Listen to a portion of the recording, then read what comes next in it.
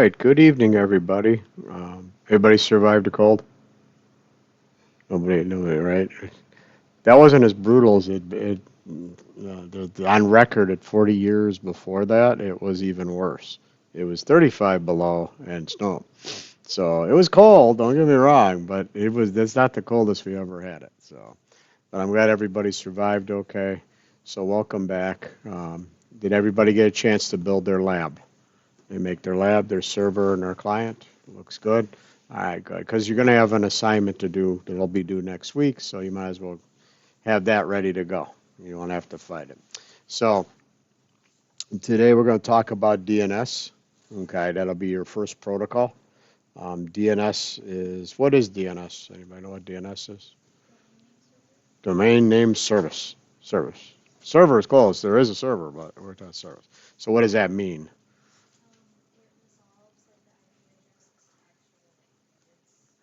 Yeah, it's the phone book of the internet, if you want to think of it that way. All right, because the computers do not understand human language. It does no clue what you mean Google. To it, it's what's Google. So we, like you have a contact list in your phone, right? Do you remember everybody's phone number? If you do, I'll give you a gold star because I don't remember anybody's phone number. You remember names, you know, friend, mom, dad, whatever, and you remember that, but you're remembering phone numbers. So the internet needed something. The first DNS node was created by Sir Tim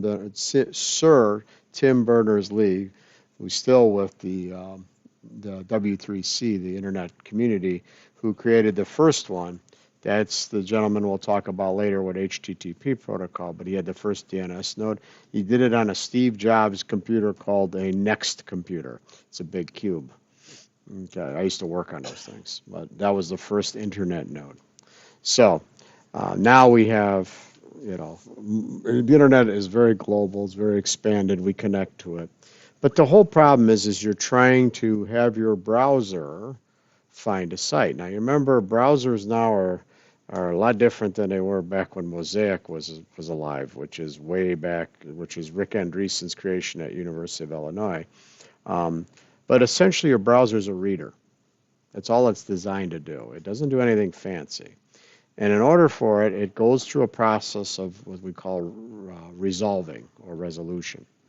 So built into TCP/IP in the operating system is the ability to go, if given the right addresses, it goes to whatever it needs to, whether it's local or remote, a contact list or a DNS server that it's asking for an answer.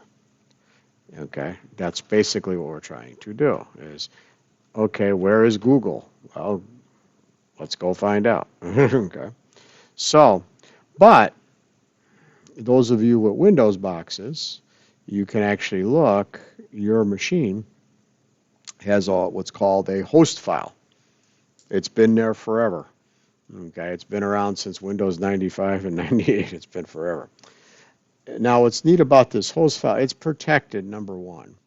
And the reason being is if I was a piece of malware and I wanted to send you, no matter what you typed in there, to the wrong site, your browser will always look in this file. This is the first place the browser goes by default. And you go, huh? You got to remember early versions of resolution. We're going back to 1993. There weren't a lot of machines. The internet was basically FTP, so there was no World Wide Web. It was just sites of FTP sites, which we'll talk about later. And so in order to find another machine, you would put a bit in the host file, and it would go look for where this thing was. Okay. We'll talk more about the internet. We'll talk about Gopher and Veronica and Archie, and you're like, huh? If you know comic books, those are characters they named them after. Okay. There was an Archie, there was a Veronica, there was never a Jughead, and there was Gopher, which is out of Michigan. Okay, so early versions of finding things had nothing to do with what you know now, right? Right now, you bring up a browser, I'm on the internet, go, right? But that was not the case way back when. So when a machine has to find something, they're inside of Windows, they still have the old host file. So the reason they protect this file is the old trick is we'd put the wrong IP and anybody would type in go to this site, it would send them to somebody else's site just for fun. Okay, okay, because your browser uses that file as an authority. In Linux, okay, it's the host file. So if you go to Linux, there is a file in there called the host file, and we're going to play with the Linux host file later to do some of the server work you're going to work on. You're going to need to mess with the host file because we're not going to set up DNS records inside your DNS server. We're going to lie to it and we're going to find it that way.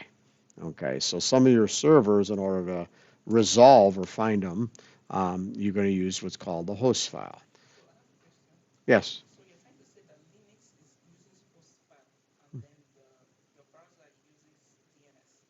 Browser will use the host file first.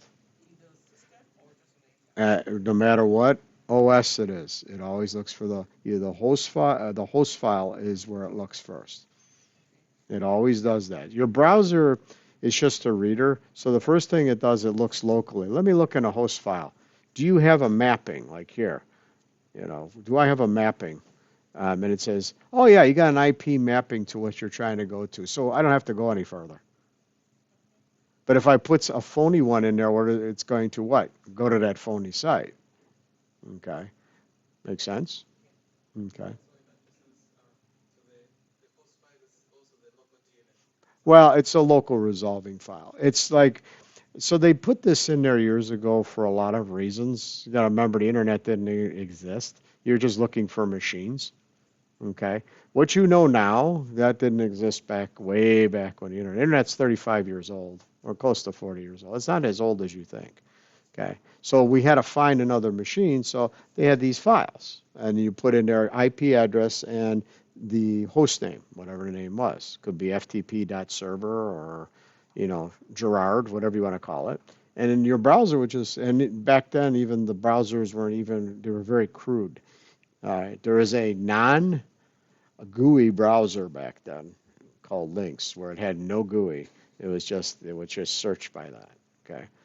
All right. So these are remnants of a long ago. They're still in there. Okay.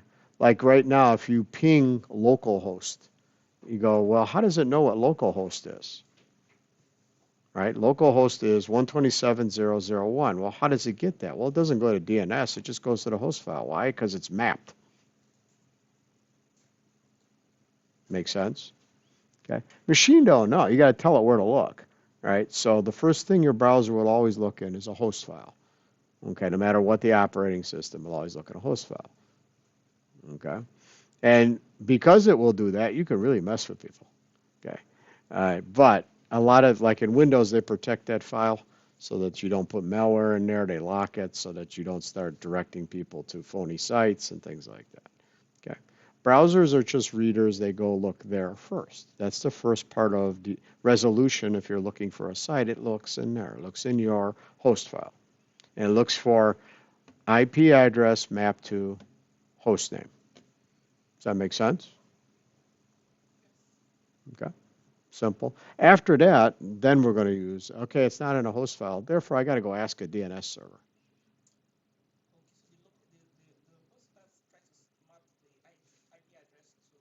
If it's in there, it looks there first. Okay. If there's no entry there, then it says, okay, I got to go to a DNS server. Okay.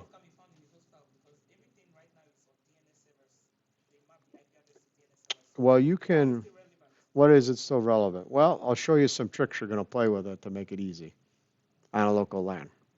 Sometimes you use it for a number of reasons. Okay. Some malicious, some not malicious.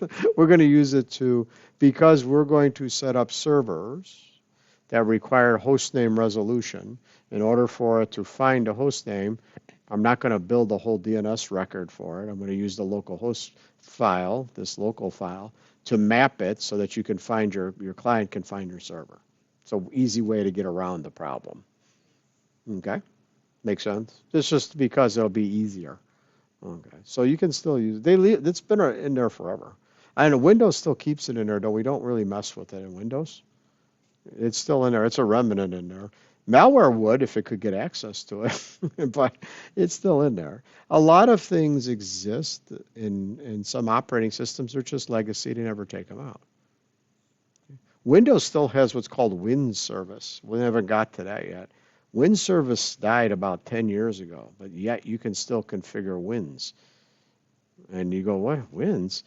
Microsoft didn't like DNS, so they invented their own called Wins, Windows Internet Naming Service. It died, but it's still you can still configure it in the operating system. They never took the ability out to configure it. I'll give you an example. You wonder why did I? Okay. Do you know what DOS is? Anybody know what DOS is? The disk operating system. You can still get copies of it. You used to have it on floppy, right? But now you can still get copies of it. Every processor that's Intel can still run it.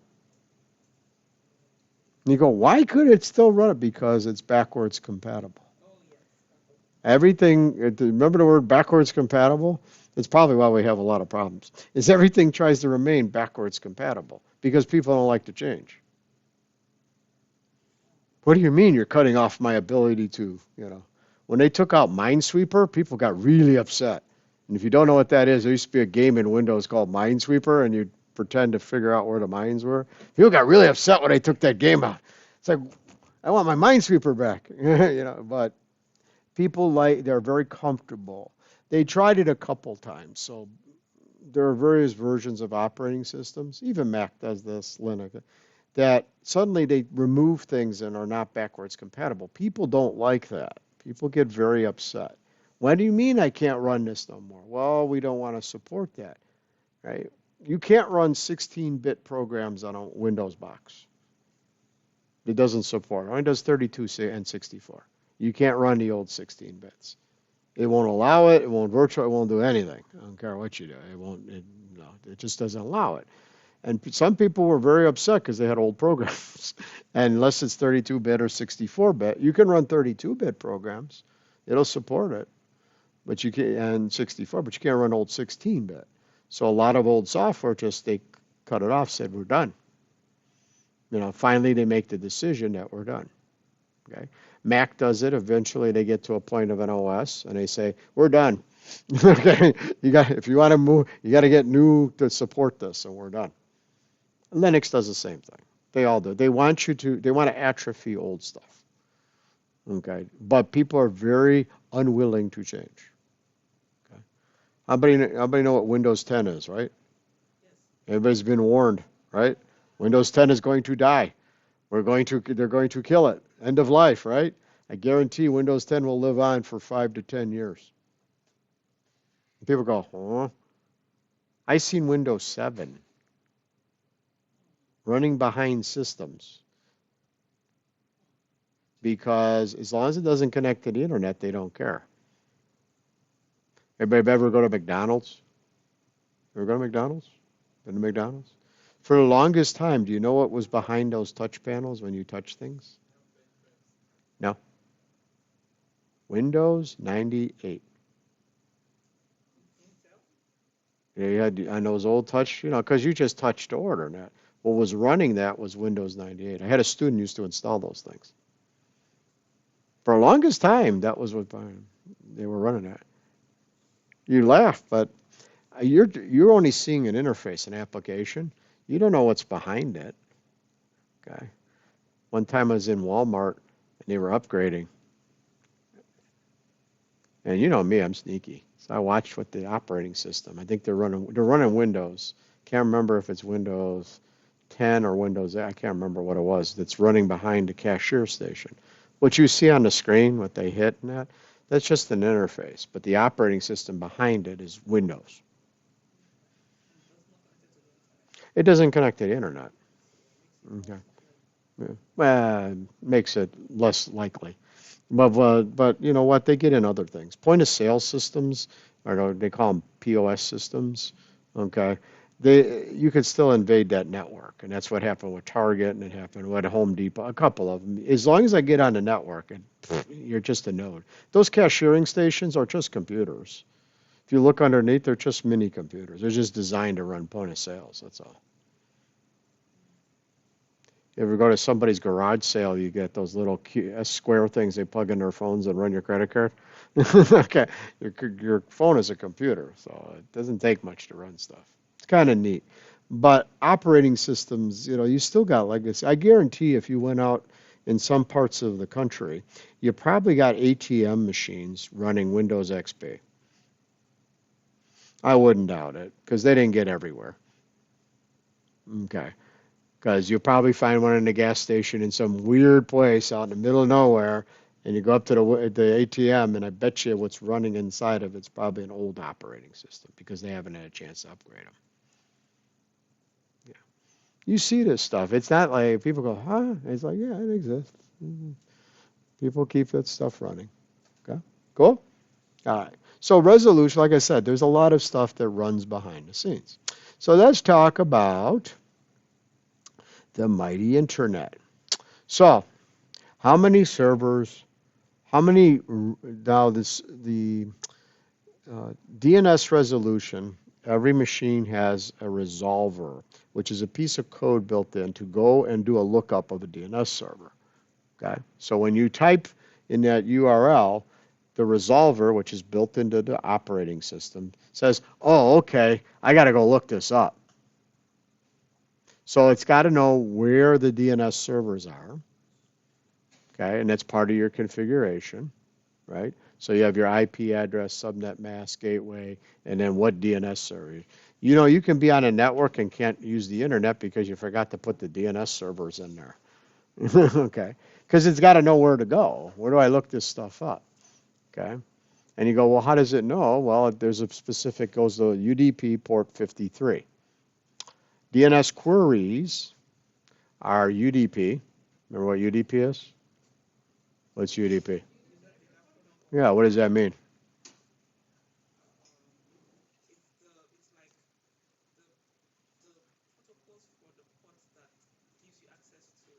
Mm-hmm. Mm-hmm. Yeah.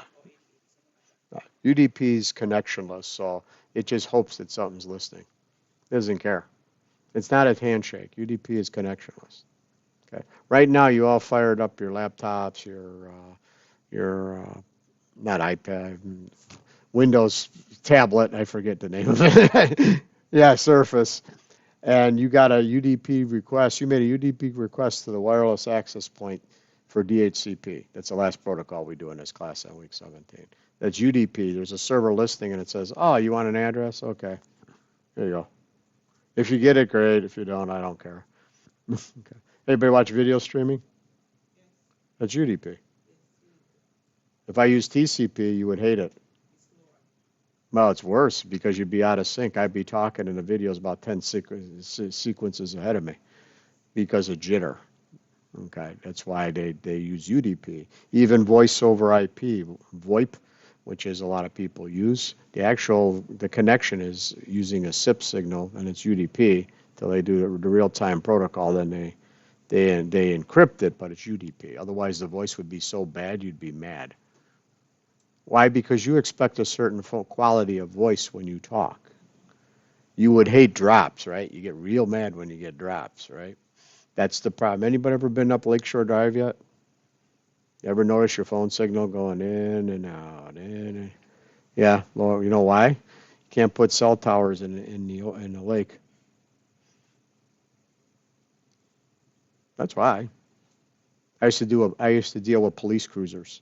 Police cruisers use cellular, and while they're moving, they have to stay in contact. The problem is, in certain spots, they can't get the connection, and they can't put cell towers in the lake because it's not allowed. So the cell only comes out from the city to a certain point, and then you get dead zones. That's how it works. Okay. Interesting little tidbits. Yeah, low records. Even GPS has problems at times. They go use SAT, but I got concrete and steel. I ain't gonna. In downtown, does signals bounce out of every building, so it tells you, yeah, go this way. No, wait a minute, go that way. It doesn't. It's not reliable because the signal's bouncing. I watch people walk around with their phones. How do I get here? And they're walking because it's going to keep changing because the GPS doesn't know where the hell it's going.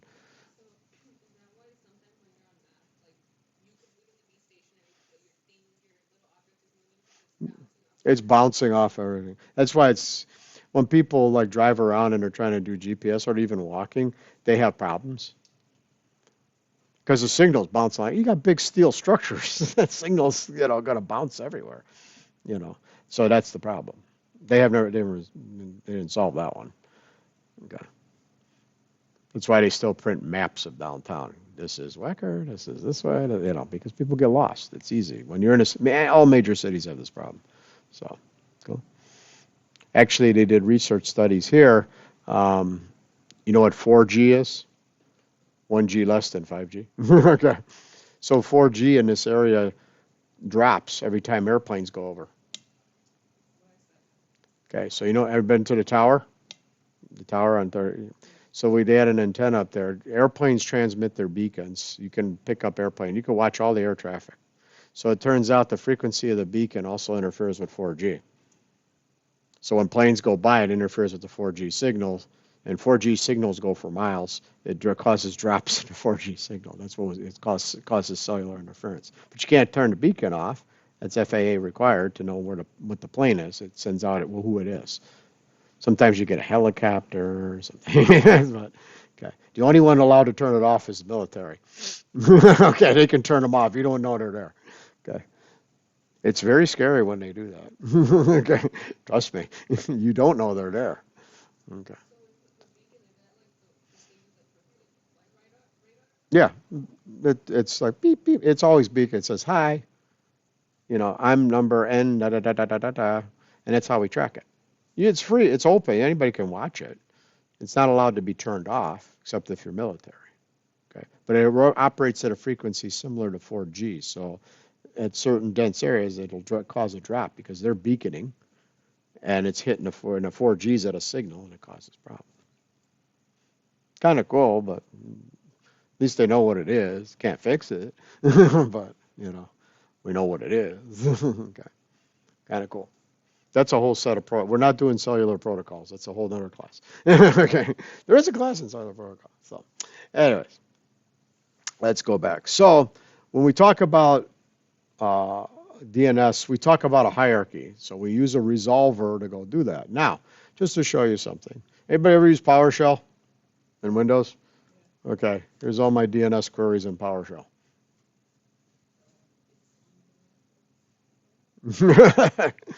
So I asked all my resolver, my built-in resolver, what are things you go and ask for, or what did you ask for? And I used the PowerShell command, and there you go. You see all the records it was asking for. Okay, we'll go into record types, but I got A records, I got CNAME records, 4A records. Everything's a record type. We'll talk about record types. And it says success. I got answers, yes. TTL, yeah. No, it's how long before it has to die. Otherwise, we have infinite packets on the internet. It'd be like ping pongs across the internet forever. Okay. Everything's got a TTL. The protocols are designed with TTL because it has to die. They didn't want packets forever. Right? What if the query's you query and it's not there? You'd be querying and querying. So eventually the query has to die, just like any protocol has to die. Okay. So they put TTL in there for so long until the TTL goes to zero, and then it's gone. That's why they did that. For a lot of, you don't want infinite packets. That would be bad. Okay. That's like people. So is the internet packet switched or circuit switched? Is the internet packet switched or circuit switched?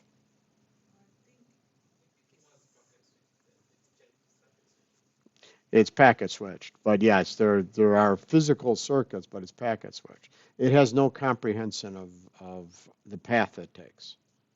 Kind of like when you ship something, you hope it gets there. Has no comprehension of the path. The reason we have TCP is that both ends know about the connection, but there's nothing in between. So if you send something out and it goes all the way to Canada and back, and the next package goes all the way to Mexico and up, it doesn't care as long as it reassembles. That's how come we can scale the internet. It has no. It's not like the old time. Anybody ever see a phone, a real phone, like Grandma had, landline? That's a circuit. That's two wires that go from that phone to a DMARC to a central office all the way to a physical phone at the other end. And when you pick up two phones, they are physically connected no matter how many miles. They call it the plain old telephone system. They're getting rid of it, but that's a different story. Okay, but that's a circuit. Well, the problem is how do you scale to 1 billion, with that kind of thing? You can't. So you just want to use packets just can go anyway as long as they reassemble. Make sense? Circuit switching was designed based on POTS. It's physical line circuit switch, right? So if you're using frame relay, that's a dedicated circuit, but the protocols don't care. They're just running across it. Protocols have no concept of what a circuit is. They're just a pathway. Does that make sense?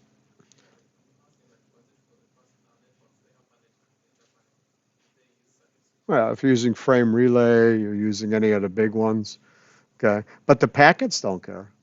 You're talking about the physical, the type of circuit. The packets can care less. It's just a path. Okay. Just like roadways. Roadways are physical, right? Cars don't care.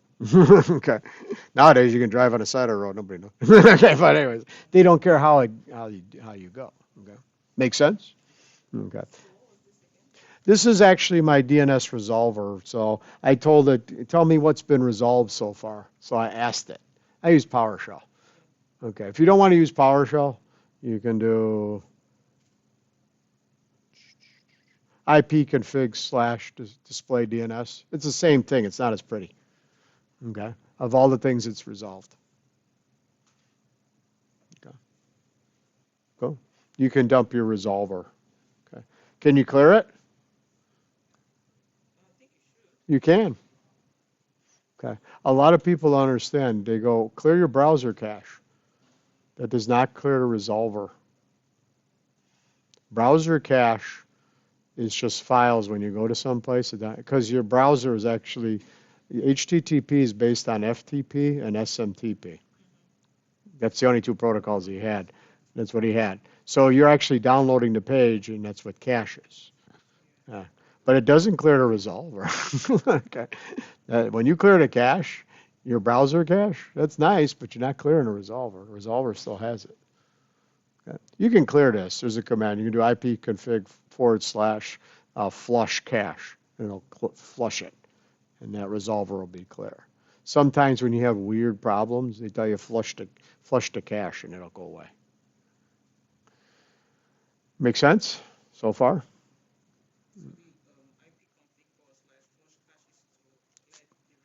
It clears the resolver. The only record you'll have is a reverse pointer record. You always point to yourself. 127.0.0.1 is a reverse pointer record. You always point to yourself. Okay. Cool? That makes sense? See, watch. So I'll leave this here.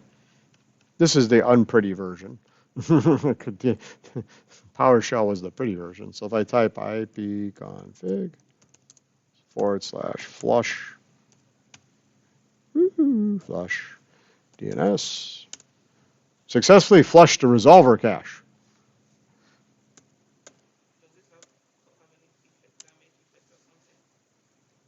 There, it's all gone.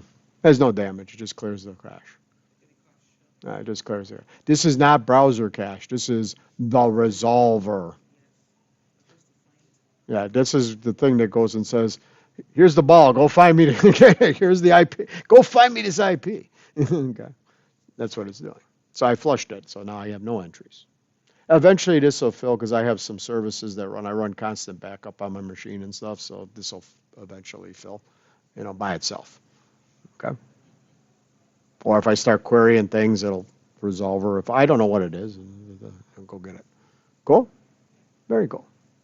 But that's the idea. So one thing about it is you have the internet. So how does the internet organize all this stuff? Right? I'm going to go out to find this, but how does it organize it? Okay, that's the protocols. But how does it actually organize it? How do you organize your contact list?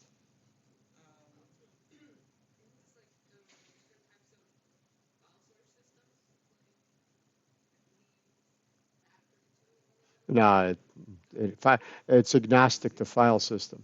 Okay. What? Give me a URL. What URL do you like to go to? Amazon. No. What URL do you like to go to? ChatGPT dot. So there must be something to do with the .com, .org, .net, .mil. Oh, there's some here. You're gonna love this one. Right, the TLDs. Some of them you never use. They exist, and they're there because they want people to steal them or use them.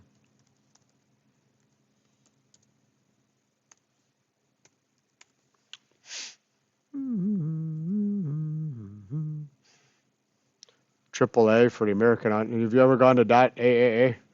No. Okay. Okay. .adult? No. They're registered for a reason. Okay. People used to squat on products, names. Apple used to run across this, and they would try to extort money. Well, I've registered your name. You must pay me for that name. So now they register a lot of things. Okay. The AFL for the Australian Football League. Anybody into soccer? That's the Australian soccer. Okay. They don't play football like we play football. They play soccer. Okay. But you'll find names in here and you'll laugh because you're like, what? You know, you'll see like, here's Apple. Anybody go to .apple? No, but they register that so nobody uses it. IANA keeps it registered. You'll find Alfa Romeo. You'll find, all kinds of weird registered things. They're TLDs, top level domains. That's what the far right thing is. Okay. But they're registered to keep people from stealing or using them. Okay. You find a lot of fun ones in here. Okay. You can keep going on. You'll find, XY, there's no such thing as XYZ.com. You can keep going. The Banana Republic. Nobody goes to .banana Republic. You go to .com, .org. Those are the top levels. Now, when you look at an FQDN, a fully qualified domain name, this is how it works. So, no, I won't use Paint. I'll use Notepad. I like Notepad. Notepad's good. They're taking away WordPad. It's defunct. But anyways, nope, I don't want that. Some stuff I was working on. Notepad, ready? So if I type www.google.com, period. Do you ever put a period? Your browser does. You don't see it. The period is the root of DNS. .com is, as he said, top level domain. You own, or whoever, Google owns Google. Okay, that's their domain. So they're under the top level domain.com. They own the domain Google. You can't be Google. You can be Goggle. People have registered Goggle, but that's not Google, right? www is a subdomain. So you can have many subdomains. I think Microsoft has 512 or 550 subdomains. www is just a subdomain. It's a DNS subdomain. You go, no, it's a web server. It's a registered DNS subdomain. That's how you find it. They have lots of it. Okay, they have other ones that are under there. Not only www, they have other subdomains. Okay, does that make sense to everybody? So, how you read it is this is the period that you never type, but it's there, is the empty root of the internet. It's the top of the tree. Okay. .com is the top level domain. Okay. And there's lots of them. I showed you, .com, .org, blah, blah, blah, blah, blah, blah, blah, keep going. Okay. Then the domain you purchase or pay for, you have to pay for the domain. You keep the domain name. So this is Google's. So if anybody puts up if you want to put up your own web server, you register a domain name if you want it public. Okay, you can go through GoDaddy, any kind of number of domain hosters. Okay, and then your subdomain. Okay, www. Okay, so you can look up here. I'll show you.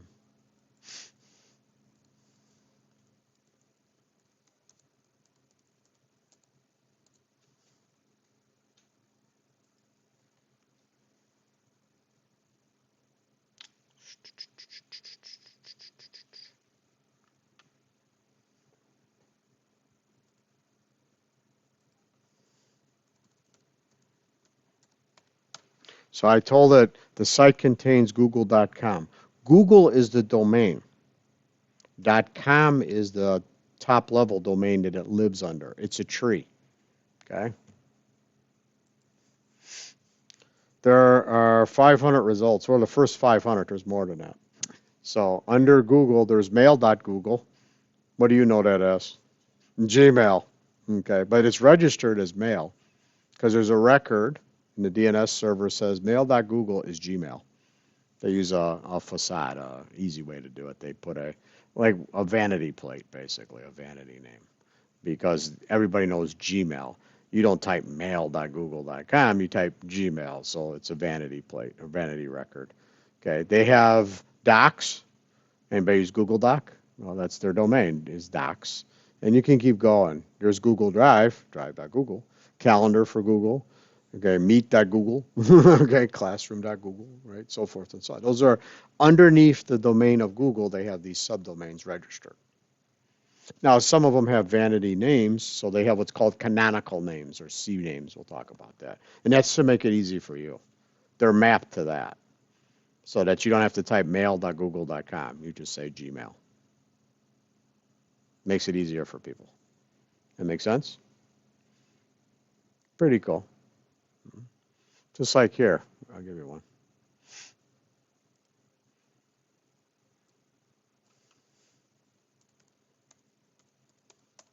IIT, right? You go to portal, that's a subdomain. Okay. But there's other ones. Yep. There's www.it, IIT, that's the main web page. There's portal. Okay. Canvas is actually hosted externally. Yeah, Canvas is actually on Amazon's web servers. Most LMS systems that colleges uses, whether it's Blackboard, Canvas, they're not hosted at a college. They're a service. They're actually hosted on usually Amazon's platform. Okay. Which one? I don't know where it would be.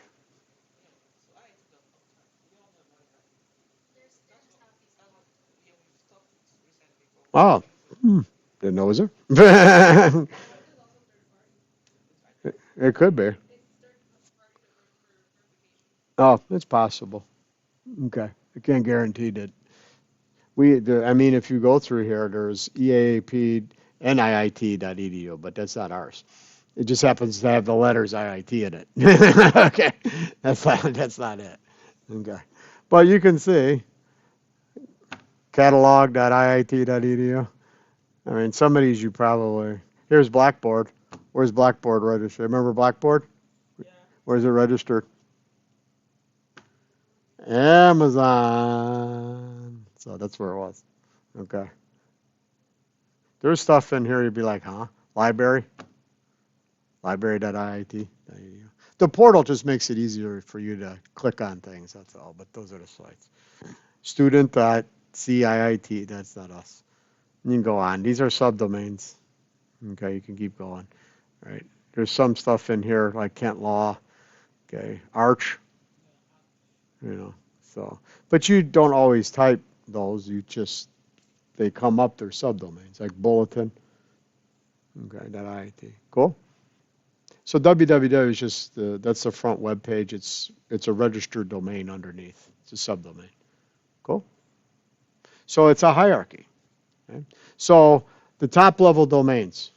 How many top level domains are there? There's 12.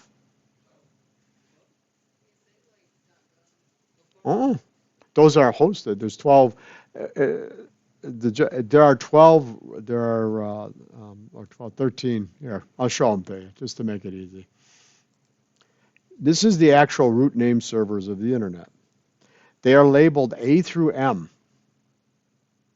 So all your top levels are in each rep. Now you are right. There are replicants, thousands and thousands of replicants. There's not one server, but all the A servers, all the B servers, C servers that hold the top level domains.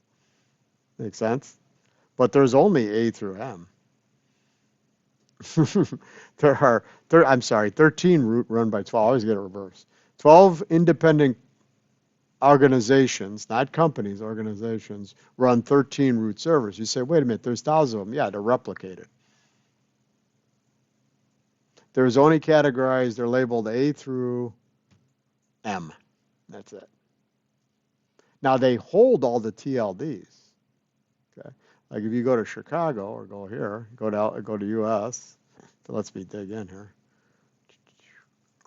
And you keep going. Okay, here you go. There's the 11 root servers that are replicated here in Chicago. They have servers C, E, E, F, D, and A. Now, you can dig into any one of these things. You could say, okay, A root servers, these are all over the world that they have all the A's. It's a distributed database. It's huge. It's distributed. Okay. There's not just one A server, there's many A servers. In fact, there's 59 of them, one by VeriSign. Okay, makes sense? This is always fascinating. You go, how many root servers? You got 13. What do you mean 13? Yeah, they're replicated, okay? But there's only A through M. Okay.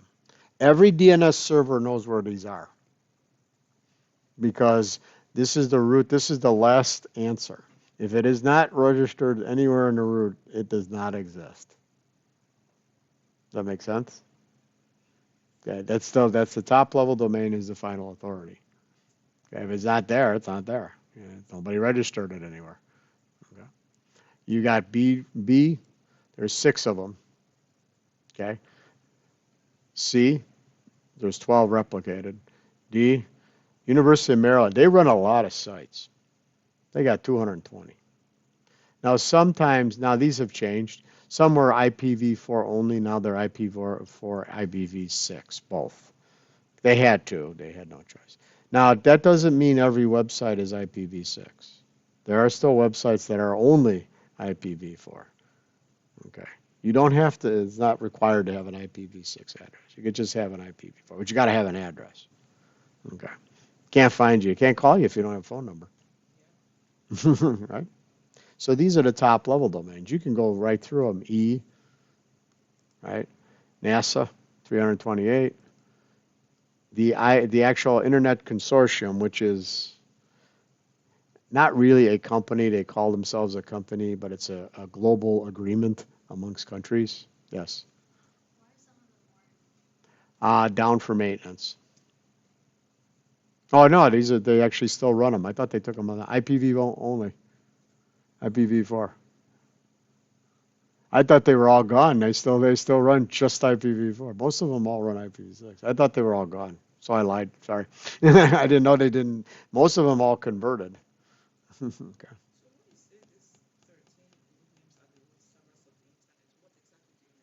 So the top level domains, all those .coms and all that, are housed in one of these 13 or housed in these 13.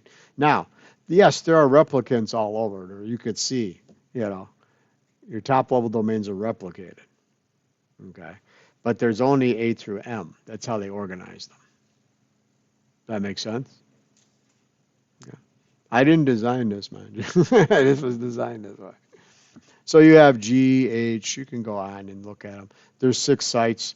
That looks familiar. Defense Information System Agency. Here's U.S. Army runs this one. How much you want to bet those are .mils?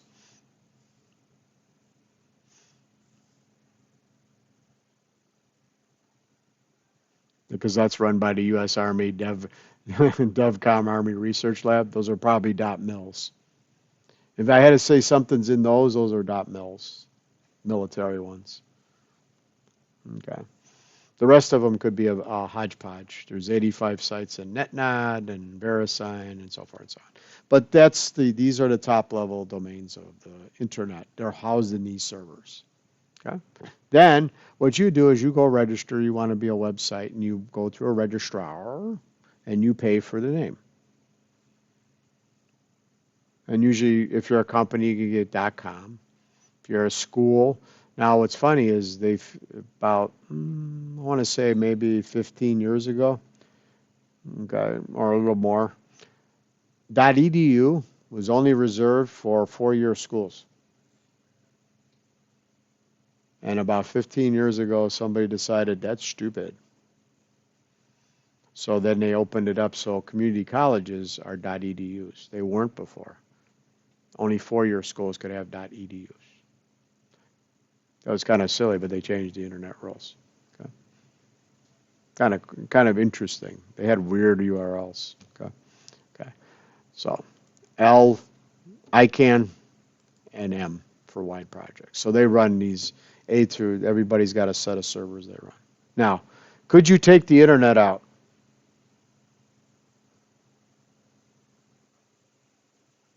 Can we take the internet out?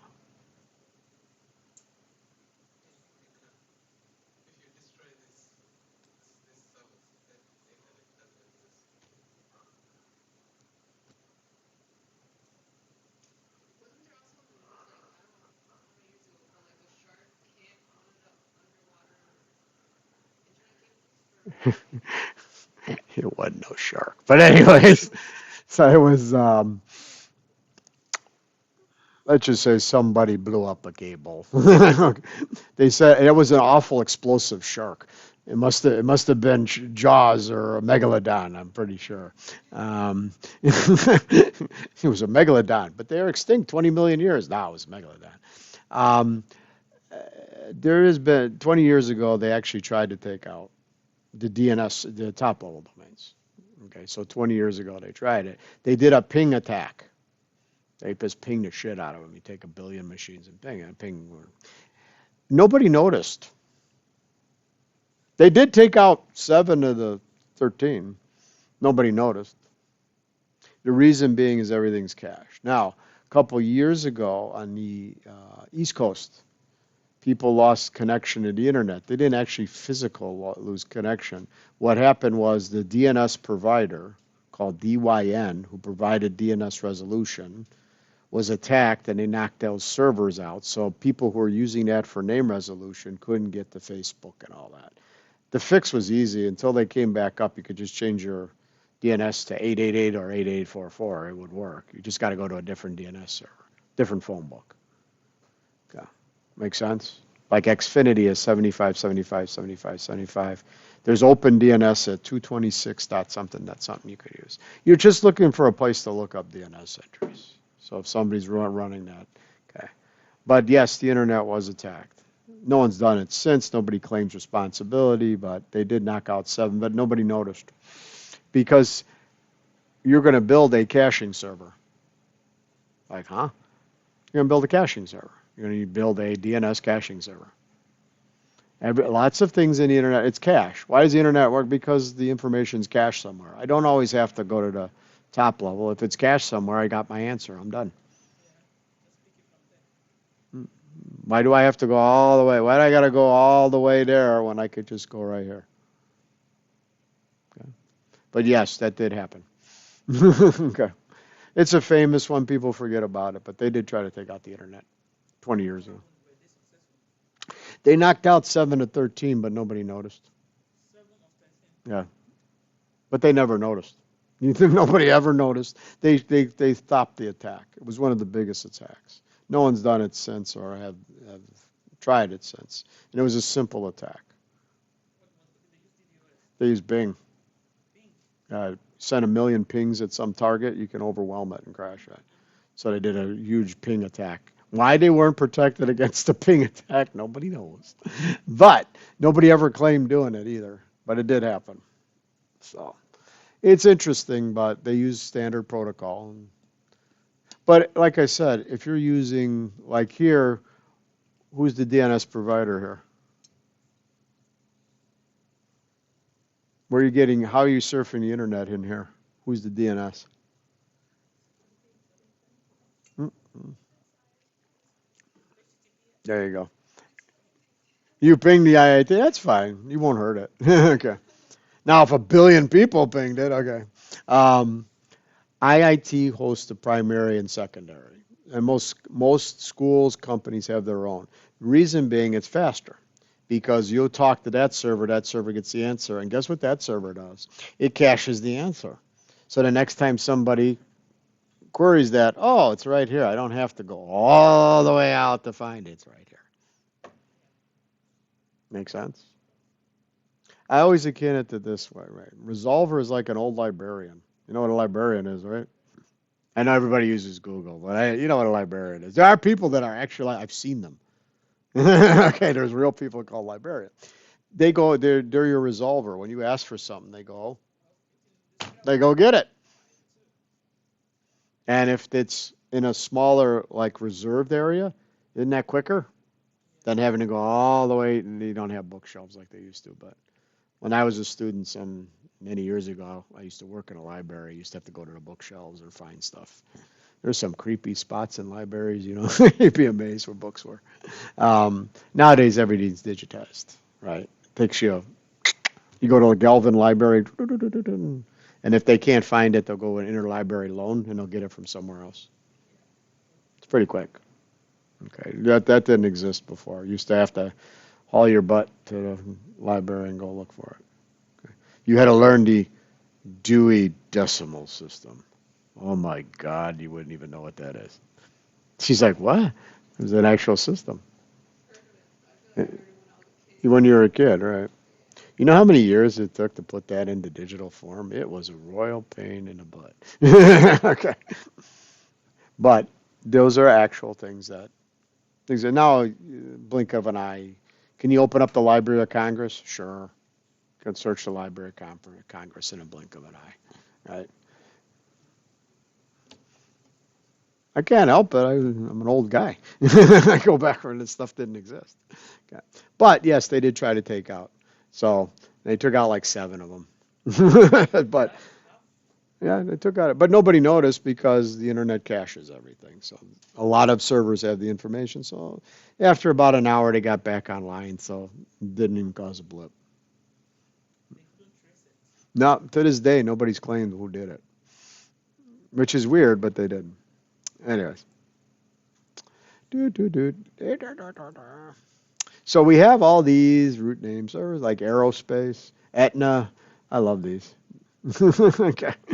Airbus, Alfa Romeo, if you like the Alfa Romeo. Okay. It goes on and on and on and on. Audi, all kinds of crazy names that are registered but you never use.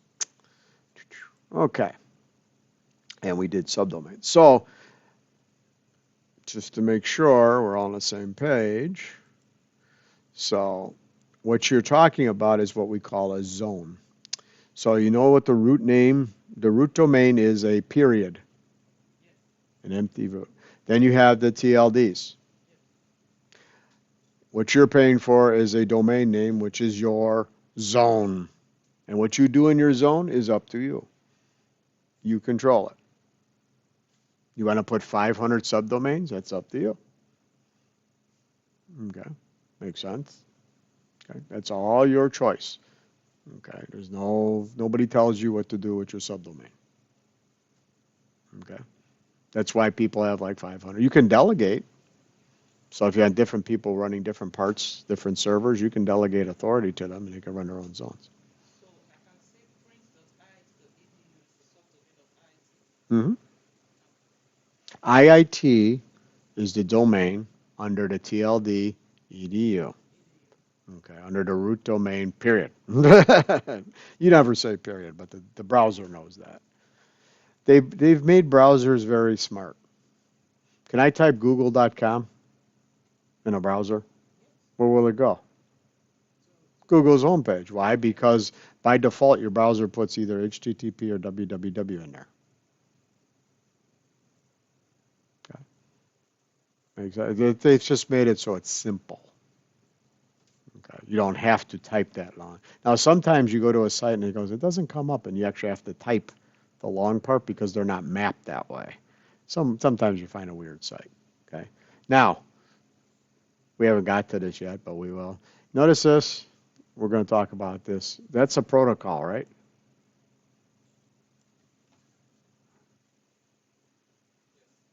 Protocol.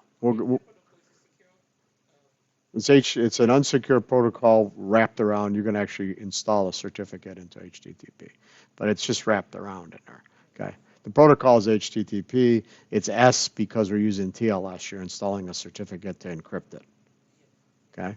However, okay, do you ever have to type colon 443? Do you have to ever type colon 443? You put a colon in a 443? Do you ever type that in there? The browser does it.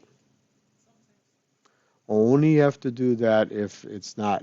HTTPS is a known protocol on port 443, just like when you said port 80, that would be HTTP. And in fact, if you go to an HTTP site, don't go there, it's unsecure. But usually it redirects to a secure site. Most sites will redirect you to a secure site. But we're talking about DNS. DNS uses port 53. Okay? Now, there's something strange about DNS. So it's port 53 UDP, except you can have more than one DNS server in your domain. So if I have a primary and a secondary, why would I have a primary, secondary, even a tertiary? Why would I have more than one? If one goes down, I got to back up all those records. Remember, it's records. We'll talk about records. It keeps copies of everything. In fact, a lot of some systems actually, when you use like in a company, okay, most computers will register with, like if it's Microsoft, the Microsoft DNS server, so you're finding them through your own internal DNS. That's how it's finding the other machines. It's called dynamic DNS. Okay. Otherwise, you have to map all that shit. It's pain in the ass. You can't do it. Not at a scale of 10,000 machines or 50,000 machines. You need a way to resolve. Okay? So, we can see what a zone is. Okay? Kind of cool. Okay? We know all the top level domains. You have to memorize every one. No, I'm joking. Okay, no, you don't have to memorize top level. But you now know what it is. It's maintained. This is maintained by the intertubes, by the internet, by IANA. Everything below that, that's up to you. You pay for the privilege. You register with a registrant, GoDaddy, anybody that allows you to register. Your website gets registered so they can find you. Okay, makes sense. But then you have to pay for that name. You only own it so long before they tell you, well, do you want to keep it or do you want to renew it? What do you want to do? No, it's longer than that. I think you can buy the DNA. I think you can keep it for like 5 years, 10 years. I can't remember. I can't remember the length of a registrant. Could be I think 5 or 10 years or something. I can't remember. Off the top of my head, I don't remember. You own it for quite a while. Okay. Then he comes around and says, time for the bill. Would you like to keep the name or to release the name? What do you want to do? Okay. But don't forget to repay the registration because somebody could take it. Okay. And it's happened. Wait a minute, that was my site. You didn't pay the fee. Okay. It is a business, just so you know. It is a business. Okay. All right. Cool so far. Okay. Yes. You can't. Well, nobody'd find you unless you told them where it was. You can run a web server right now on your machine. You can go to Windows Services, and install. You click a box, and it'll install IIS. So you would become a web server. And you could do all kinds of stuff and create a web server on your box. Nobody'd find you. Oh, you create a website, but nobody finds you because you're not registered anywhere. How the hell are they going to find you? The reason the DNS, like, because you're registered, you're publicly available, so I can find you. Otherwise, if you want to run a little web server at home, you can, and you'll know the IP of your machine, and your machines could find it.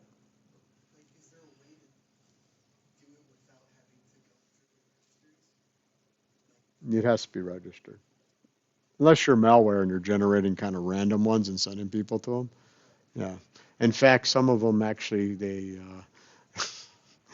it's illegal, but they basically take a domain and they start generating their own sub because of flaws, these subdomains and stuff. They do some nasty shit. So, yes, they can hijack your DNS, but it had to still be registered somewhere. You got to remember, if you don't have, this used to be, phone numbers used to be public. Did you ever hear the white pages or yellow pages? Everybody used to publish in there. You could find somebody, look it up. You just look at a phone book and find them. Okay. And people say, I don't want people to know my phone number. So they removed that. Even today, you don't find it. Could you find somebody's phone number? Sure. You can get it. I'm not registered. Don't matter. I can find it. There are ways to do it. Okay. But not the normal way. Okay. So there's a difference between public information and not. To be available as a website, you have to have a public registered DNS. Okay. Legally. Okay. So, make sense?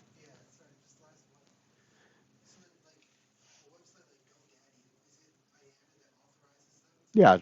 Yeah. There's a register. Yeah.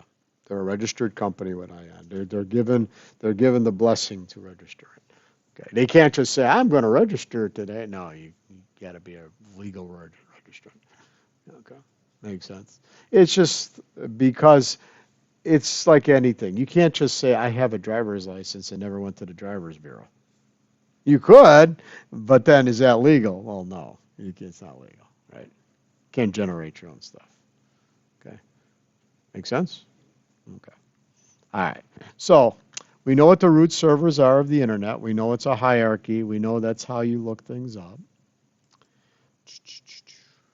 Domain names exist at the application layer. We know that, or service layer. We already talked about that before. You know what that is.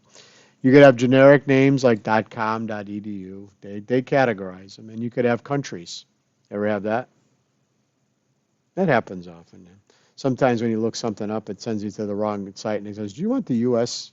domain name?" And then it sends you back. Okay. It's fun because you can buy. There's Amazon UK versus Amazon US. Okay. And sometimes they won't let you buy Amazon UK if you're from Amazon US. They'll say, no. So then you flip the VPN on and say, I'm in the UK. That actually works. Oh, yeah. Because, mm-hmm.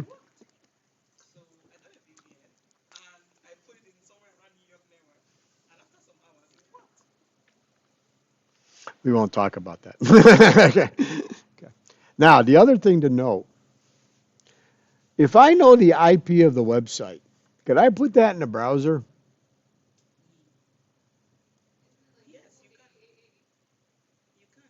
You can put the IP address in there. It's called in ARPA. In ARPA. In ARPA. It's reverse lookup. The DNS has reverse lookups. So you can put the IP and it'll reverse look up to the name. So yes, you can put an IP in. You got to remember essentially, how does your box, once it gets, what is your box getting from DNS? What are you getting? No, I'm not getting a name. You're putting a domain in the browser, but what is the resolver getting you?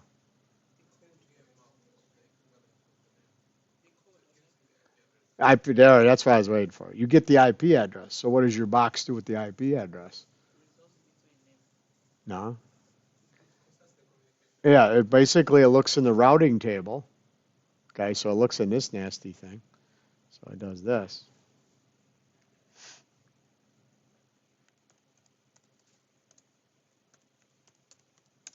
It looks under the table. It says, is that IP address on the local network or somewhere else? Well, obviously, Google is not sitting on your local network.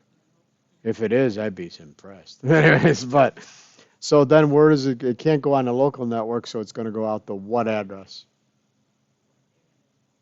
What address does it go out? If it's not local, it's got to go out somewhere. Where does it go?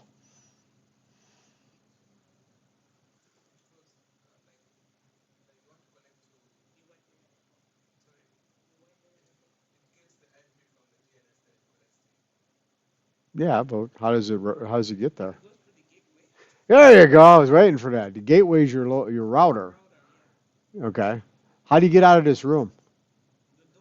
That's your door.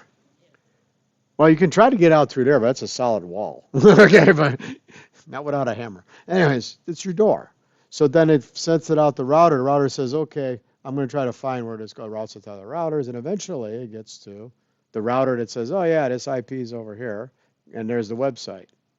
Well, it doesn't say website. It says there's a server running port 443. And then it says, oh, yeah, okay. And then it comes back and it downloads the page to your browser. You are actually FTPing. You're downloading. That's why you have cache. You ever wonder why you have cache in your browser? Because it works just like FTP. It downloads the page to your browser and you get cache. That's why you get so much cache. I had somebody said, my machine is slow. They had 4 gigs of cache. I just emptied the cache. Boy, that got fast. Nobody cleans their cache. Okay, if you don't clean your cache, yeah, it slows down. Okay, at 4 gigs worth, that's a lot of gigs.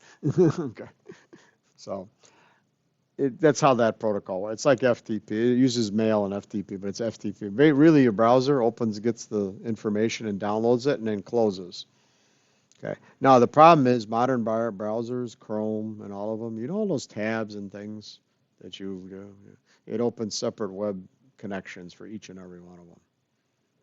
Yeah, it's a pain in the ass. They design it that way. Yeah, they opened up. It's actually opened up a connection for each and every one. I don't know why it is that Chrome does it. My Edge does it. They all do. They open up multiple. That's why you have multiple connections going out because every one the browser opens a connection. Because it's each individual connection. It thinks you're opening different web browser pages. It's a funky thing. Drives people nuts. Chrome is notorious for it.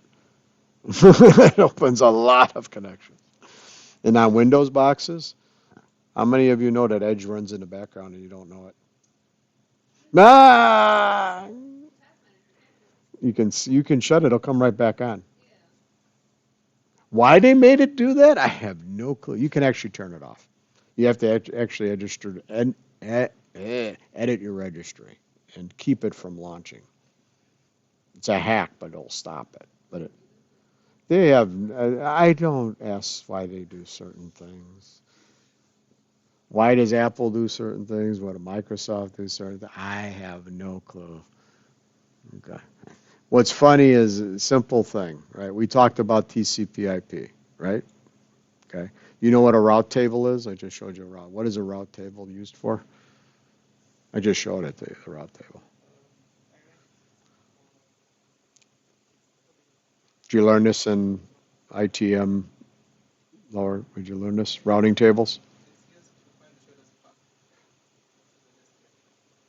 Well, first, you're thinking of routing itself. That's OSPF. That's that protocol. Open shortest path first.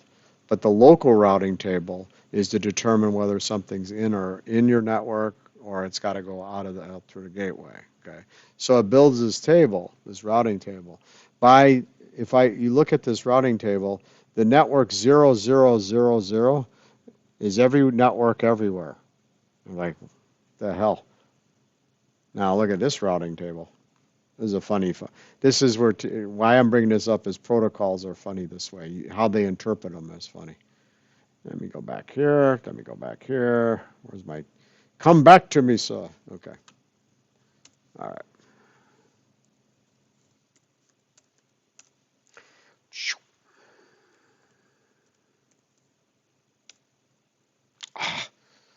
I hated that they did this with Ubuntu. Yeah, route should work, but for some reason, and I have no clue why they thought some of the network tools were unnecessary in Ubuntu. I don't to this day know why they did that. I'm like, I use these all the time. Why would you take out basic tools? They did it for, well, nobody knows they're there, but they're the basic tools, So I don't know why they did it. Okay, so if I type route, I guess they wanted me to do netstat dash R, but now notice it says default is 10.0.2.1 and the gateway is set. This is the small way looking at 0.0. They do your gateway, they consider any network anywhere. So they write their routing table slightly different, whoops, than Microsoft does. They both work.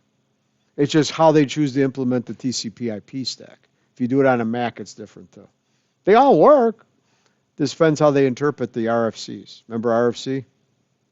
They won at the Country Music Awards. Rest for comment. For comment. You can write an RFC. Any one of you could write an RFC, and it goes through a process. And if the internet says we're going to use this protocol, everybody will use the protocol. You can't own it. You get no money, but everybody will use it. Okay. There are protocols that are in there that have never been used but are registered RFCs. And there are protocols that we're going to learn that are never registered, but we use them every day. They have no RFC, but we use them all the time. Cool? Okay. So just to give you an example, those are all the RFCs for DNS. Try that one. There are lots of them dating back to the early 90s. In fact, they got some new ones like DNS over HTTPS. Try that one. Is DNS encrypted or unencrypted?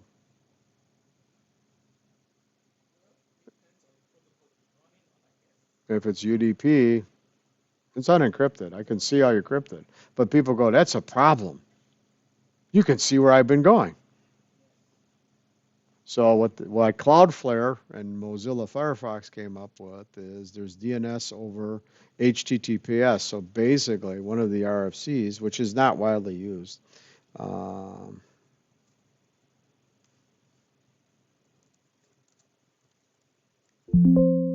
they got one over TLS, and they got one over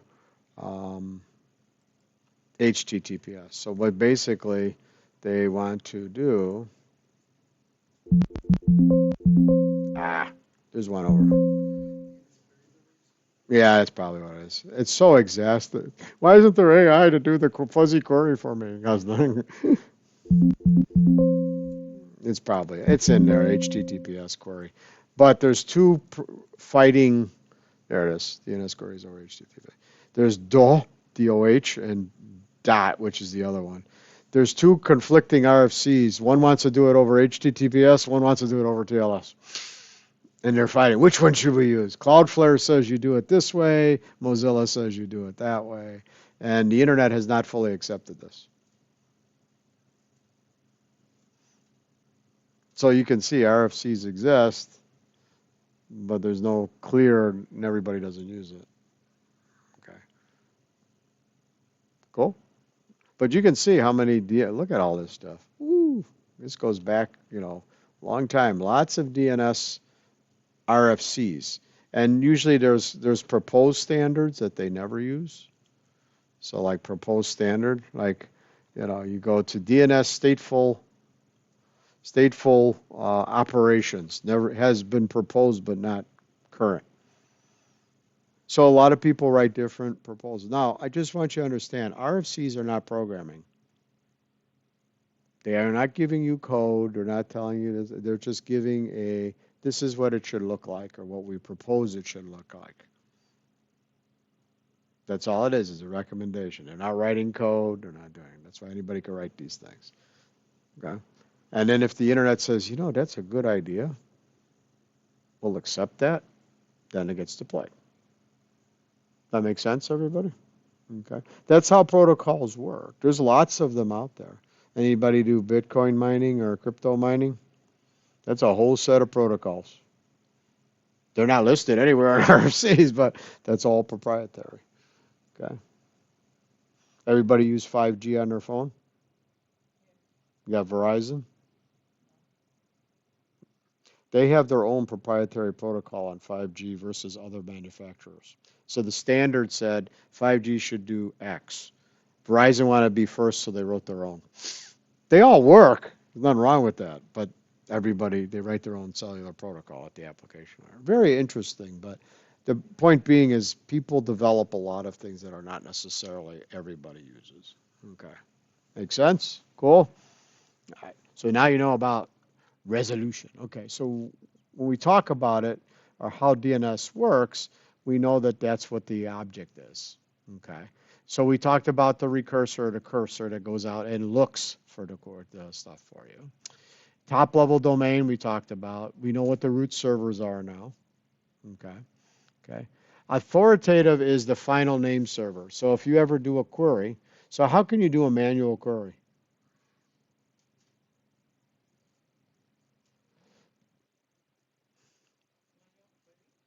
Yeah. You want to ask the DNS server, where is this thing? How do you do it manually? Go ahead. Yeah. And in Linux, you can do a dig. You're going to use these tools. So. I want you to be comfortable. There's sets of tools that come with TCP/IP. They're built in, even though they didn't install them. Like NSLookup, okay, other tools. These are the troubleshooting tools you have in your hand. You walk up to something to troubleshoot it, you open up a command prompt, you can type these commands, they're there. Okay? They're a way to figure out whether something is wrong or not without having to use a lot of fancy tools. Okay, so like in Windows, I could do it in Linux too. I use the same tool. I could type NSLookup www.iit.edu.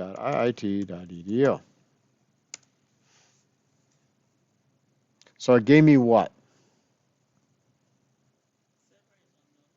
I don't care about the server part. It gave me what?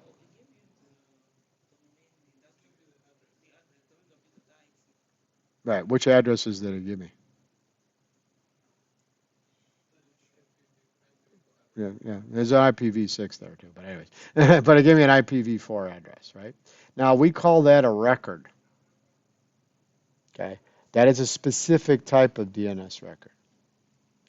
You want to see what happens when you do a query? This is what happens. I'm going to put it in debug mode.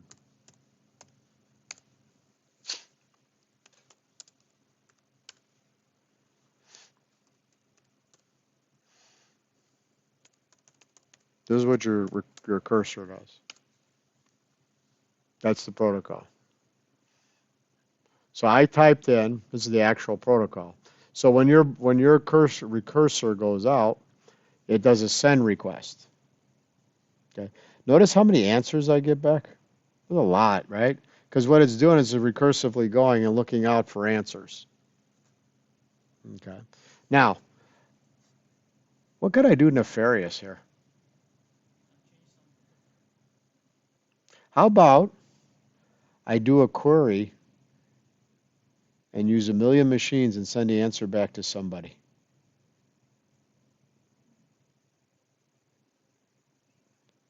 Could I do it?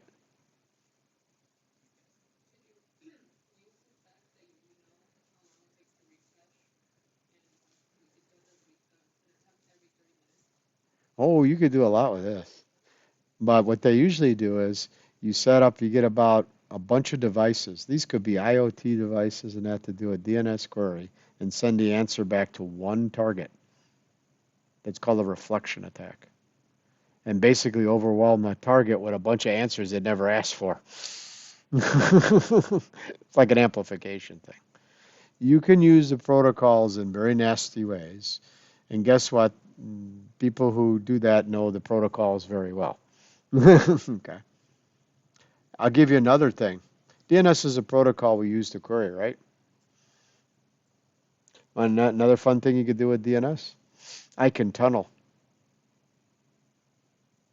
You know how you have VPN tunnels? I could set up a DNS tunnel. I could tunnel traffic through it, and you wouldn't. All you'd see is DNS. You wouldn't see my traffic going through it. You can actually DNS tunnel. There's tools to do it. There's software to do it. It's not native, but you can. So if I want to hide and you're not paying attention, I could tunnel through DNS. All you'd see is UDP traffic. You go, oh, DNS, because I'm sending data through it. Okay, it's called DNS tunneling. So, like I said, you got to remember something. I just want to make it clear. They never designed the protocols to be secure. And quite frankly, the internet was never designed to carry all the crap it does today. All your videos and that was never thought of. The internet was nothing but text. That's it. Documents. What do you see? You send music, videos, all that. They never scaled it to it. And they never wrote the protocols to be secure because they were just getting things to talk together. Okay? Makes sense? Okay. Who commissioned this? In the protocols, the original design for TCP/IP?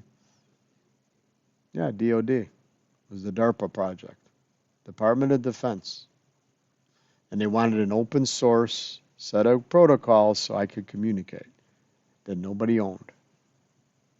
Universities started doing it, but that's, they started attacking, but it's where it all came from. Okay. Cool. But look at, you do a header, a query. These are basically, so I asked for a type A record. That is a IPv4 record. Okay. Came back, says, okay, I want recursion, meaning ask where it is. So it finds a zone, says iit.edu. So it went to the local DNS server.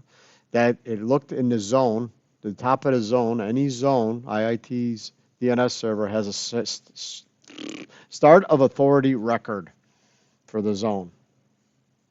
Okay, so every zone has a zone record. That's the whatever the setting is for that zone. It tells how long it will ask and refresh. Okay, so every hour it's going to flush this answer. So for an hour that answer will be in there. So the next person that looks up IIT on a local network will say, "Oh, it's in there. I'm going nowhere. This is the local server. I didn't go anywhere." Okay, make sense? And then it did another that server sent out a request, give me an answer. I want the 4A record. Anybody know what the 4As are? It's better than 1. Is it?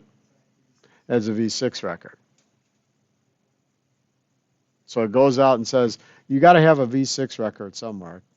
I hope you do. You may or may not, but I'm going to ask for it. And it goes back and it does a recursion. It then looks under, once again, the IIT domain, says, okay, do you have an IPv6 record? And it keeps querying until it finds the answers. So the answer it finally came out with was the internet address is 142.250.190.132. It took 4 minutes, 29 seconds, okay, before it would die. Okay, all right. And, it did a Google query. And once again, there were no errors, okay. And I found under Google, this was another query, IPv6 record for Google. Okay. Cool. That took place if you type it in your browser, do you see any of this? Absolutely not. This is what's going on in your recursor. It's doing all this work for you. But you look how much traffic you get back by just asking one question. It does what's called recursive lookups. It goes to the server goes, okay, I'll get you the answer. It goes here, there, and it knows where to go look for things. It's in the records. It goes and asks other server, and it gets back all the answers again. Now, DNS servers, since they don't keep the record, can be refreshed. You can get different answers from different DNS servers. Sometimes there could be stale answers. So sometimes you get an answer, and it's like, that's not there, and then you try another DNS server, and it gets you an answer. Because they're not all in sync throughout the world. Okay, you got your local, and then you got large-scale ones. A lot of people use Google's DNS.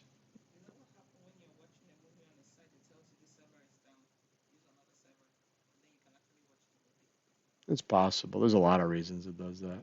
Okay. Down indicator, I'll tell you if they're down. But there's some interesting things. Caching is a funny thing because servers they don't sync up every DNS server around the world.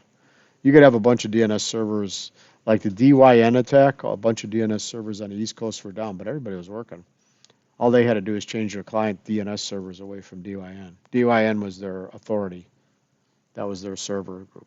Like if you're at home and you are using your ISP's DNS, and suddenly the DNS goes down on your ISP, does that mean you can't surf the internet? No, you just change your DNS settings to some public one, Google or OpenDNS, and it'll work fine. It's just you need another phone book to look at. Okay? Does that make sense? Cool. So it's a beautiful thing. NSLOOKUP, and then I put it in debug mode. So when you type NSLOOKUP and hit enter, it just sets you into a little caret. Set to debug. Debug shows all the traffic. Cool. Now, we have records. We like records. So you saw some of them.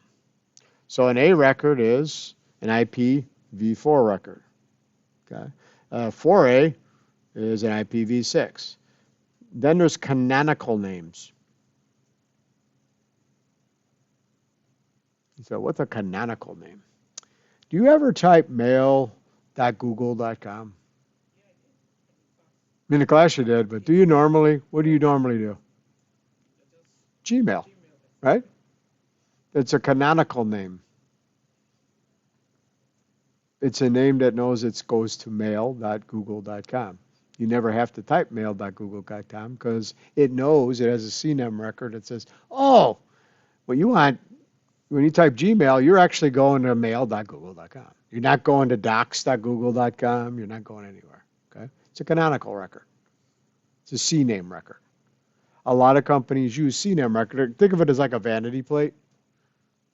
You ever see custom vanity plates on cars? People put their names and letters. It's a vanity. Okay? That way you don't know the real, it's not number Q8513. No, okay, it's a vanity. Somebody have vanity addresses. You ever see somebody like Dr. Stephen Hawkins, right, as an email address? How did they get that? It's a vanity. That's not the real, it's just something they put there. It's a vanity address. Okay? Some people do that. Okay. All right. Then you go get mail, right? Everybody loves mail. Mail was supposed to die off 20 years ago. You know that, right? Nobody uses mail. We all use chat. Well, no, we use mail. Okay. We use mail for everything. All formal communications is through mail. All your school communications go through email. Okay. So you have what's called MX records, mail exchangers. So how do you know where the mail record is? Well, there's a server that knows where the IP address is. It's an MX record. If you're running mail servers, all your mail goes through Outlook now. So your mail's sitting on Microsoft. It used to sit on Google. Now it's sitting on Microsoft. Okay. So I guarantee the DNS server has MX records pointing at Microsoft, because that's where your mail goes. That's where it retrieves it. Make sense? Okay. You can have text records. This is what admins put in. Those are text notes like, this site is an authorized Adobe site. So they'll put a record in there that has an authorized signature from Adobe or Apple or whatever. So the admin puts that. You could have NS records. That's name server records. Those are your DNS server records. What are the DNS servers? What are they? Okay. So they're registered. Okay. Start of authority is the beginning of a zone. So I remember when I queried, it gave me an SOA record. That is the zone record and any information in that zone, how long it's going to keep it, and when it's going to flush it. Okay. And then you could have pointer records. And that's for when you put the IP in your browser, it's a reverse lookup. They call them pointer records, PTRs. Server records are optional. You don't have to. Okay? But those are the basic records. Make sense? Yeah, I'll give you an example. Windows doesn't have this built in. I wish it did. Anyways, Linux does, and so does Mac. Hold on a sec. So I'll show you a query, and then we'll get into more into the protocol. Any questions so far? I bet you didn't know you knew that about the DNS, did you? All the crazy stuff you can do. Okay. It's a fun protocol. It's also exploited protocol quite a bit. Let me see if they left it in there. Nope. Okay. So let me take a look at your DNS here. You can do this on a website too. There's the Whois website to do this, but I'm just gonna do this. Come on. Oh, I can't spell. The typing teacher said I wouldn't amount to anything. It's fine.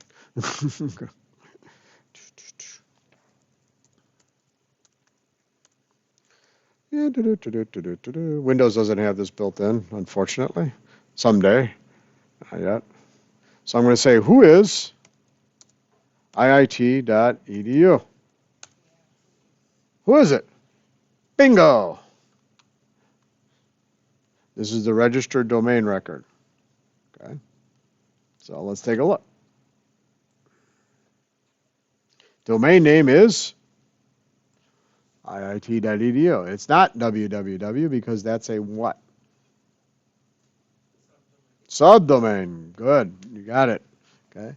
It says who registered it, who the contacts are. Actually, that shouldn't be there, but it's another story. But notice it has NS records. Those are the name servers that we use. There's 3 of them. Okay. Those are the locals. Okay. Notice their domain record was activated when? Yeah, so the first time they had a website was 1988. That's the first registered website. And then the domain was last updated to October of 2024. When is it going to expire? So they have to, what, pay for it, or somebody's going to grab by it. They wouldn't. But just so you know here, I want to show you something.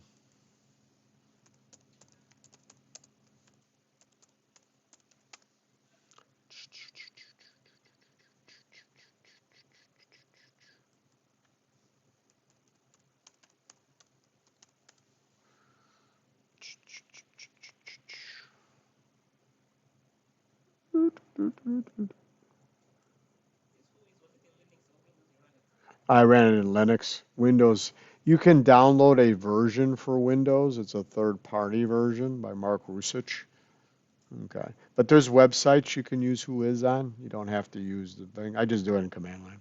So it says October 19. There it is. That's 80. That's 1996. Can I get the 88 one? Can I go back farther? No, the Internet Archive doesn't go back that far. Okay. I could show you the original web page. Okay. Don't go back that far. But they registered the domain, and then they put the first website. Probably they didn't put the website up until 1996. There you go. I see the first website. Well, when they snapshot it, anyways. If it comes up. Sometimes they come up. It's in the Internet Archive. There it's going. Takes a while. But that'll be IIT's page, the first one they registered and got cached in 1996. Some of them are funny. There you go. That was it. Yay. That's all they cached. That was it. Okay. See if it actually shows it. There it is. They're like, you're kidding me. Yep, that was the page. You laugh, but yeah, I mean, the internet's come a long way since. Okay. 1998.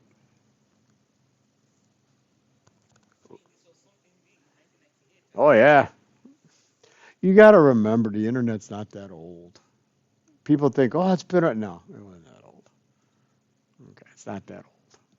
Okay, so there you go. Our page looks nothing like that now, right? And we have a portal now that connects you to everything. Now, was anybody here last year when it was myiit.edu before they switched? They just changed it to portal. And before that, it was just iit.edu. And then we all knew the secret way to get everywhere.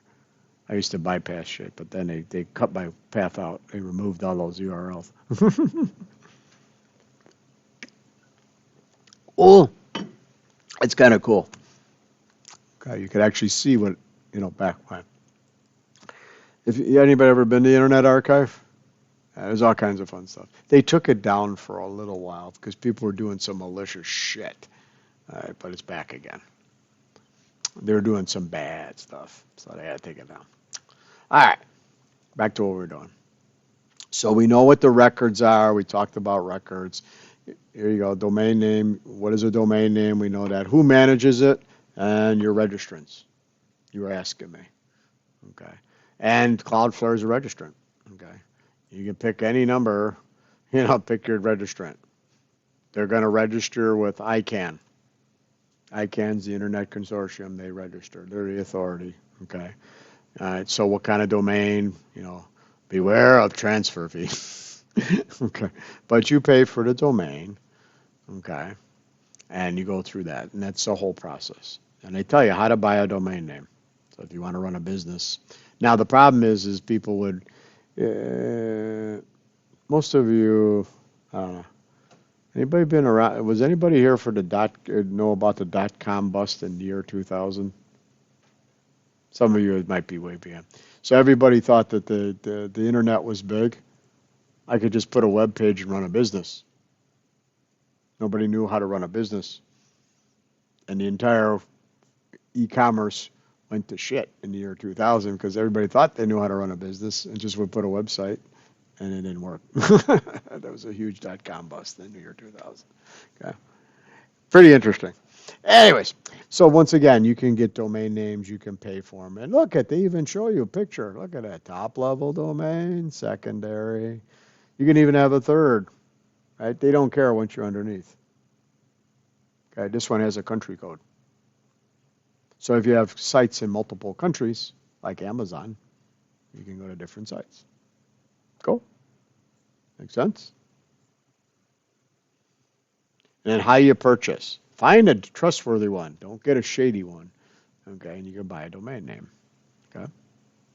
I did this only once. I was helping out a school, and I did this once. We're going to install something called Bind9. This is real common. We use with Linux, Unix, things like that. So Bind9 is an open source. It's by the Internet Systems Consortium. It's an open source product. Okay. It is extremely easy to configure, extremely easy to put in. Now, we're making it easy. We're going to set up what's called a caching server. Okay. What it's going to do is you're going to set up your server, whichever machine you designated as a server, and you're going to put the DNS, and we're going to set it up as a caching server. As a caching server, that means my client, I'm going to query that server for my DNS information, and that DNS server is going to go get it for me. And then it's going to cache that information back on there. Make sense?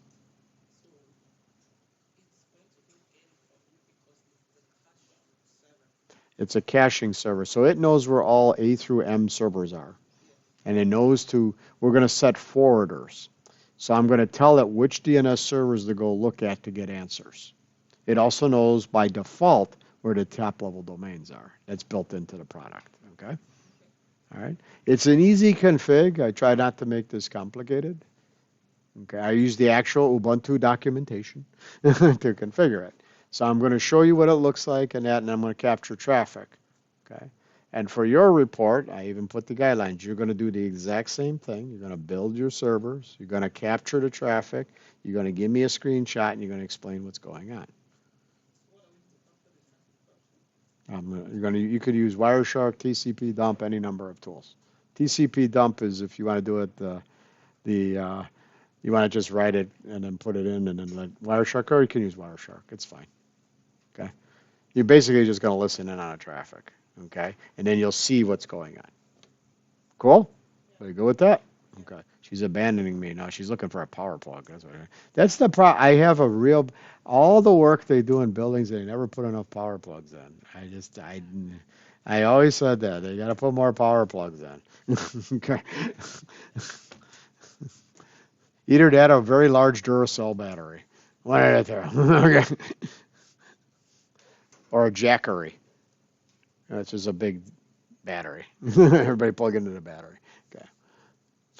I was sitting in a hall waiting for class, and my notebook was going dead, so I commandeered an empty classroom to plug into the wall because I was going dead. Okay, I needed power. All right, so we're going to do bind 9. Okay. I showed you all the RFCs. Bind 9 is the name of the product that you're installing. Okay. So once again, I did all this already. I went through all this resolution and all that fun stuff. I did all this. Yay. Okay, we did all that. On your whatever machine you designated as a server will be your bind 9 install. Okay. Okay. So how you install it? This is Ubuntu servers documentation. It's at Ubuntu. Nothing fancy. How to DNS has been moved to a new. I don't care. I'm using the old site. Okay. Now, how to install? And not very complicated to install, right? Okay. You install bind 9 and you install DNS utils. That's not very complicated. Okay. Now, you decide, and what I'm having you build is a caching name server. This is the simplest server to build, okay? Because I just want you to get the gist of how the protocol works. Good? Okay. You're not building a primary or secondary. Primary would be like IIT has, that's the main DNS server, and then secondary would be a backup of that. Now, like I said, DNS is kind of funky. It works on UDP. Didn't I say that, right? Port 53. It also works on TCP. And you go, huh? How do I move records from a primary to secondary? I want to do it securely, so I do it using TCP so that I can guarantee that the records are in sync between two servers, or three if you got three. Make sense? Okay. It's the only time DNS uses TCP is when you're talking between two DNS servers to get records transferred. It's called a zone transfer. Okay. Make sense? Go with that? Okay, let's do this. So I'm going to pull up the actual config files. So I'm going to go on my server, not my client, I'm on my server. Got to close my PowerShell. Yes.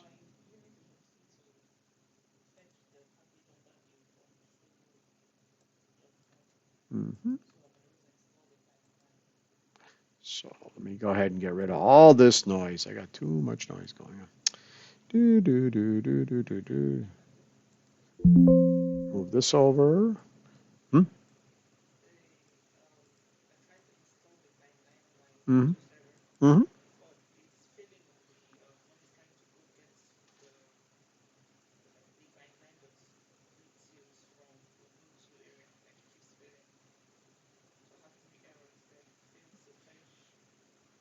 That means you run sudo apt update. Okay. It's having a resolve problem on your software. Did you try upgrade? Mm-hmm. Try that. Because what happens sometimes is it fails on the what is that? Oh.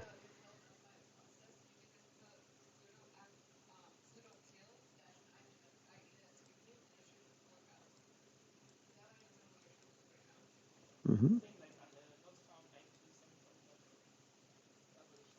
Hmm.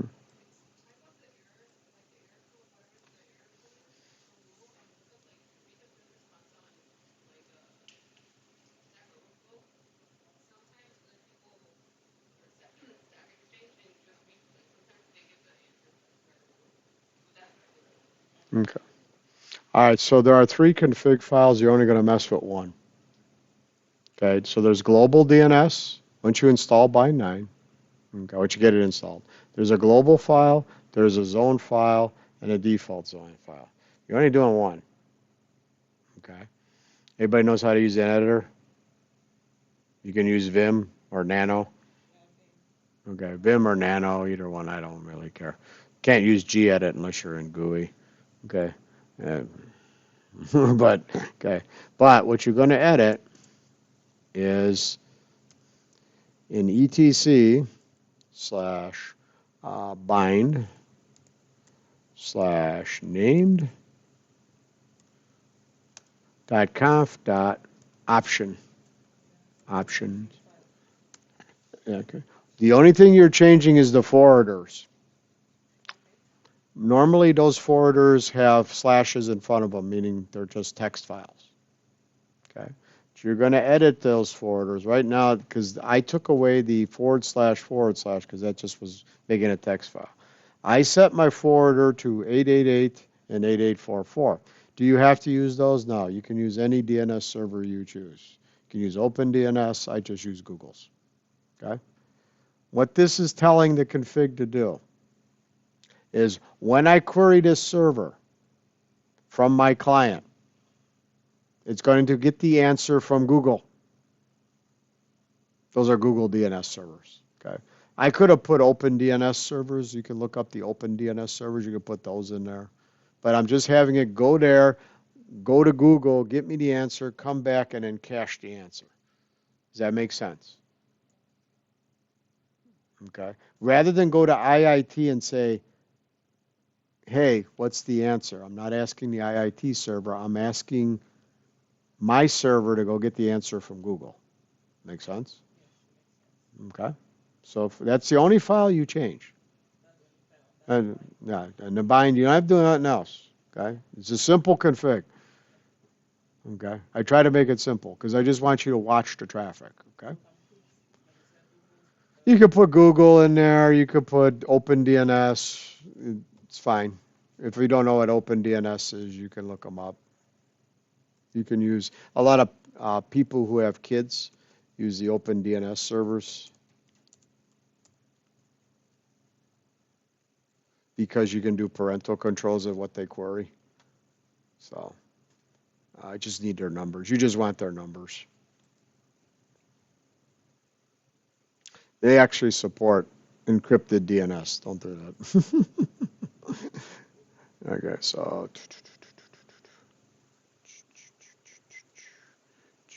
you just need their numbers. There's their DNS numbers. If you want to use them, it's fine. I don't care what you use to do the forward lookup. Okay? Because what it's doing is you're telling your DNS server, go to that server and get the answer.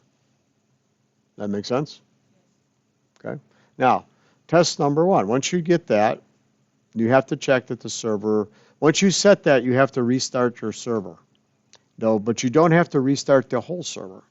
You just need to restart the service. The service is called named, but Kevin, you called it bind. You started as named. It's kind of weird. That's how they named it.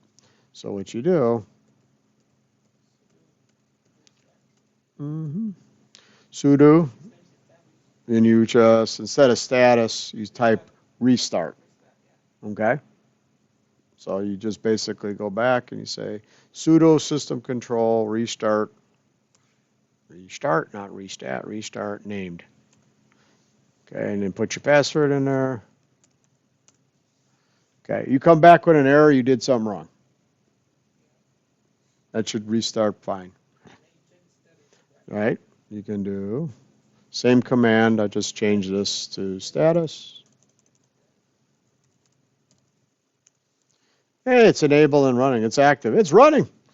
It's good. Okay. Now you can run some simple tests on it. Okay. You can do stuff like it's got such a long. Come on. Okay. You can type like dig. If you type dig, just dig, D-I-G. Those are all the what? No, it's not a routing table. What are those? Yeah, told you it knew where all the root servers are. You can give me IPs. So your DNS server knows how to get out and get to the root server, so that's good. Just typing dig will show it to you. Okay. If it can't do dig, you got a problem. Okay. Because it should be able to resolve and just show you that. Those are the root name servers of the internet. Okay. Oops. Thank you. There is way too much traffic. Anyways, another thing you could do if you want to. You know how to use grep? Everybody know what grep is? If you don't, it's okay. You could just do SS LTN. Okay. This is, it's basically show me the socket. Show me what you're listing on. Okay. This is equivalent to the old netstat command.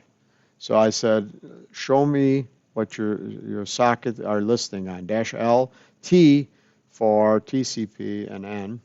It'll show me everything, but it's fine. There's a bunch of 53s, so it's listing on 53. That means DNS is up and running. Okay, cool. And if you don't like numbers, you can always just take out the number, and it says domain, domain, domain, domain, domain, domain. That means it's listing. Okay, cool. Okay, very simple way. That's on the server. And there's other queries you can do, but just for fun, you can grep it. You can You can do resolve control status. Okay. Problem is my screen is limited here. Ooh, come here. Come here. Thank you.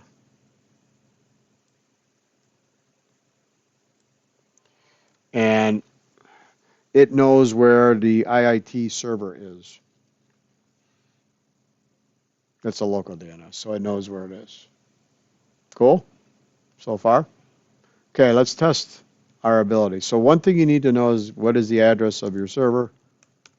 IP address, IPADDR, whatever you like. Okay. You can use NMCLI if you want. Okay. But this one's 10.02.23. Okay. I'm going to go to my client. Since everybody said they set up their client already. Okay. So I can do this two ways. I can do this with TCP dump, which I could just capture the traffic into a file, or I could do it with Wireshark. Either way. Okay. Anybody ever used TCP dump before? No? Have you used Wireshark? Okay, we'll use Wireshark. So I'm going to do sudo Wireshark.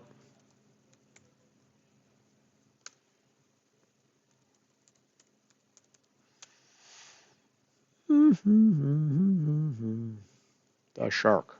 Yay. So I'm on ENP. Okay.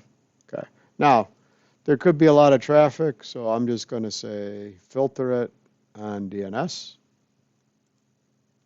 and apply. Okay, so it's listening, but I'm only going to listen for DNS traffic. Okay. So now I got to open up a new window.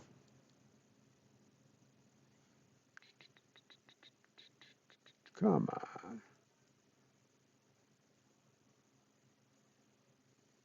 I hate the GUI. I like doing it the other way, but new window. There we go. So I got a new window.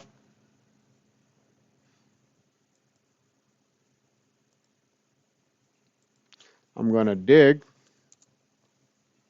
Everybody with me? At 10.0.2.23. So what I'm telling it is go to my server. Everybody see what I said? 10.0.2.23 is my DNS server. Don't go to IIT, go to my server. Okay?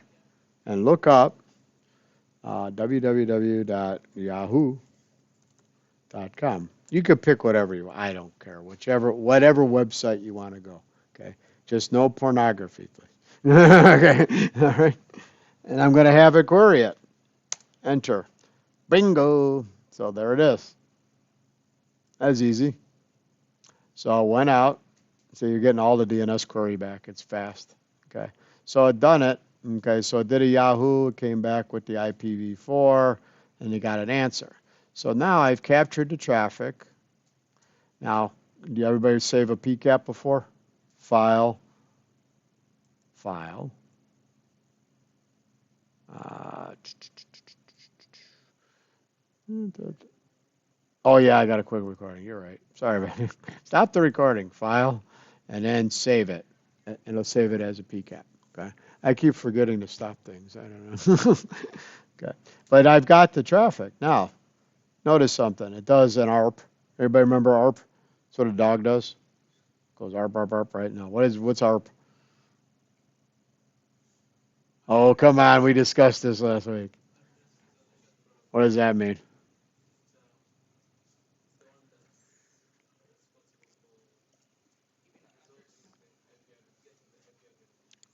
From what?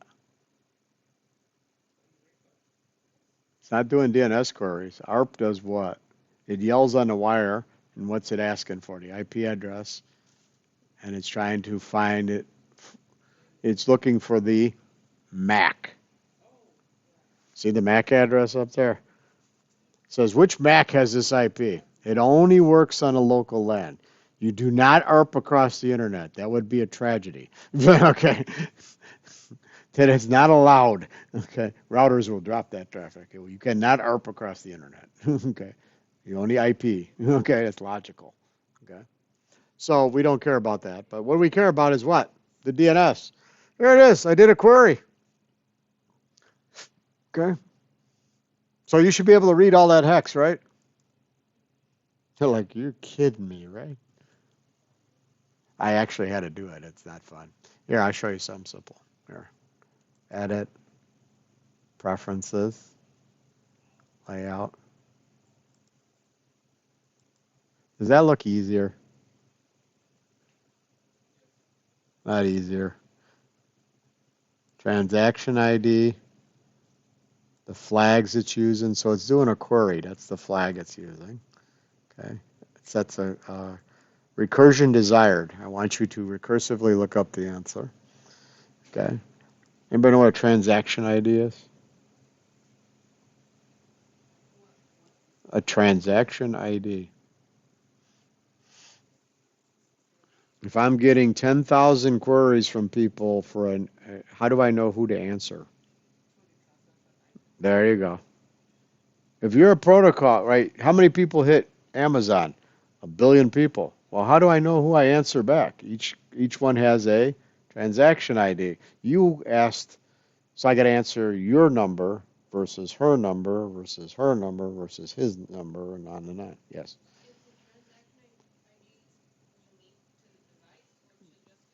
Just a query. It's not a unique like Mac.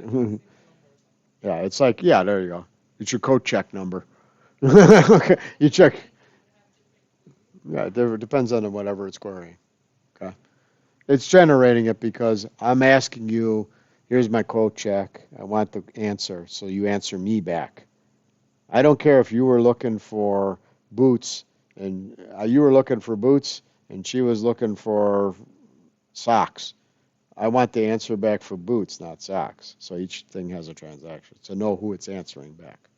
When you got billions of queries going on, you got to know who you're answering. You can't just randomly answer it. Okay, flag is telling you what it's doing, a query, and a question. It's asking a question, so the bit is on. Okay, one means it's a question, it's on, the bit's on. And then what are the answers? Doesn't have one since it's a query. Where the authorities doesn't have it yet. It goes on. But you can see, here's the response. Once again, response to your transaction ID.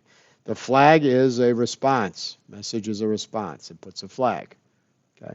Remember TCP has flags? Well, the protocol has flags. Okay. Remember, it doesn't know what a response or a request is. It knows whether the flag is on or off. Is this a question or is this an answer? Okay. Once again, any answer files, you got 3 recursive answers and no authoritative. It's just got some queries. And you can actually look at what it queried. I queried what? Yahoo. And I got 3 answers back. Pretty simple. The answer was 3 records or 3 answers. And that's it. Pretty simple. Make sense? Okay. So your lab will be build your DNS server. Okay. Make sure you are querying your DNS server, not IIT's, not your home server. Because I get people, that's why I want the PCAP. Because I've had people turn in and they're asking their ISP for the answer. I want you to ask your DNS server for the answer. Okay. It should be going from your server. See how my server says right here after I did that? 10023 on UDP. It asked my server, the caching server, for the answer. Okay. Then you're going to make sure that that works. And all I did was a dig. Okay. So dig my server at that. So I went to my server. It says, oh, yeah, you're listening for UDP queries. Can you tell me where I find this Google, not this Yahoo people? And it went out and looked for the answer. And then it came back and it gave me an answer. Okay? And it gave me three answers. It gave me a canonical name, it gave me an A record, and another A record. I can see that in the traffic. So you're going to give me a screenshot of your traffic, and then you're going to explain what's going on, just like I did. So you understand what's going on. Okay? Simple. I don't care about the ARP part. I'm not caring about the ARP. I just care about the protocol you're working with. Okay? Questions. This is the first one. This is one of the simpler. Some of the protocols are pretty simple. We'll get more complicated towards the end. They get more complicated protocols, but this one's pretty simple. Yes. Yes. Okay. This does not take long. I put the server, yeah, you go, well, you do it all the time. But I put this server together in about 10 minutes and I had it working. It wasn't hard. Which one?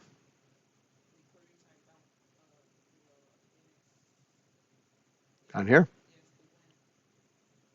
Oh, when did I query? Probably my server time's off. Probably set it the East Coast. I didn't pay attention to what time I set it to. Okay. When I set it up, I didn't pay attention to the time zone. I just said set up. It's not critical. In a real environment, it would be critical, but for me, it's just a practice environment. Okay. It thinks it's ahead of time. It's a day ahead of me. Okay. Okay. Questions, comments, concerns. Okay. Basic DNS. Okay. This is the foundations of how the internet works. Okay. This is how you get around. This is the phone book. Okay. No phone book, no go nowhere. Okay. No clothes. Okay. Can't pay your tuition, you'd be in deep shit. Okay. You got to get to the portal, right? You got to find the portal. Okay. Make sense? It should be easy to build, easy to work with.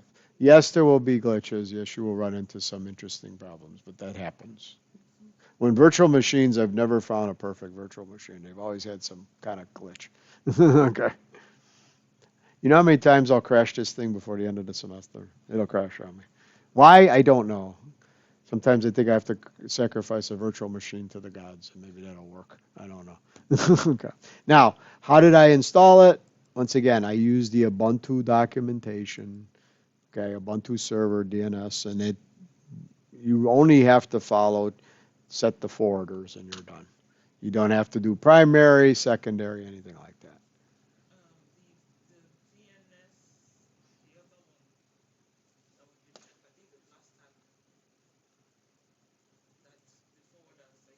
Oh, you can use OpenDNS if you want. You don't have to. You could use Google's. I'm just saying you have options. Yeah.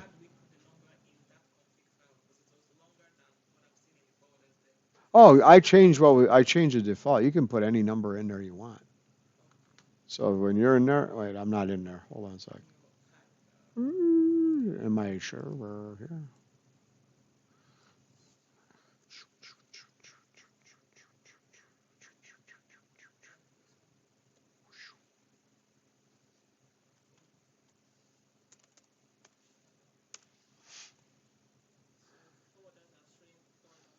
I only put 4, so you could put those 4 numbers. You don't have to put 888 in there. You could put 206 dot whatever it was.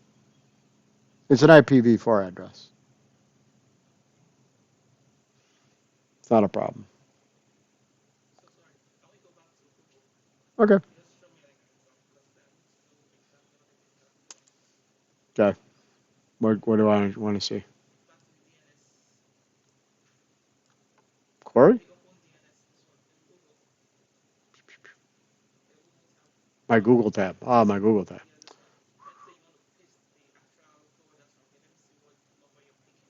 See, these are the 208 67 2222. Yes. Yeah. 4 numbers. There's 4 each line. They're IPv4s, so the 32-bit. They give you a format, yeah. This is the standard format the file comes in. The numbers that are in there are bogus. They're 1, 2, 3, 4. They're going to show you the 1, 2, 3, 4. It's bogus. There's no one. Okay. You just replace them. You could use Vim. You could use Nano. I don't care. Whatever you want to edit. Okay. Make sense? Just remember one important thing. Restart the damn service. Because people fix it. They go, this ain't working. Did you restart the service? If you don't restart it, it don't work. You don't have to restart the whole machine. You just got to restart the service. Also, did you set up your machines? And if you did they ping between the two of them? Make sure the two talk. You need one server, one client. But make sure they ping between the two of them. Common problem is you leave it on NAT, and they both have the IP 10.02.15. They don't talk to each other. No. It should be NAT network. Okay? This is a real common problem, folks. I run into it. Okay? Make sure the two talk to each other. Otherwise, it ain't going to work. Yeah, okay. That's 99% of the time they go, it doesn't work. Do they ping to each other? No. Well, then you're on a different, they got to be on that network where the two can talk because they'll get individual IPs. Okay? Otherwise, it don't work because by default, Oracle connects you straight out to the internet and you're stuck. Okay? They don't allow talking in between. Okay? That's why I did that last week. Okay, cool? Other questions?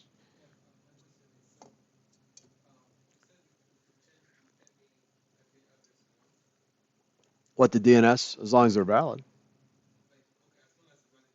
Yeah, valid outside DNS, yes. It's going to use your local, and that's a problem. Okay. I'm telling it to forward it out and come back. Okay. You want to capture traffic between you and the server. You don't want to I don't want to see traffic going from you to IIT, okay, or anybody's ISP. I want to see you to your server and getting the answer. Okay. Make sense? Okay. I don't really care about the ISPs. Okay. You're making your own DNS server. This is a simple, you could build one at home, and if you wanted to speed up your stuff, you could put one on your network at home if you wanted. It's just,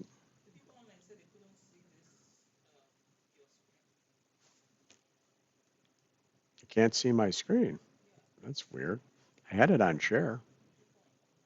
People online said they can't see my screen. Okay, that's interesting. Hold on.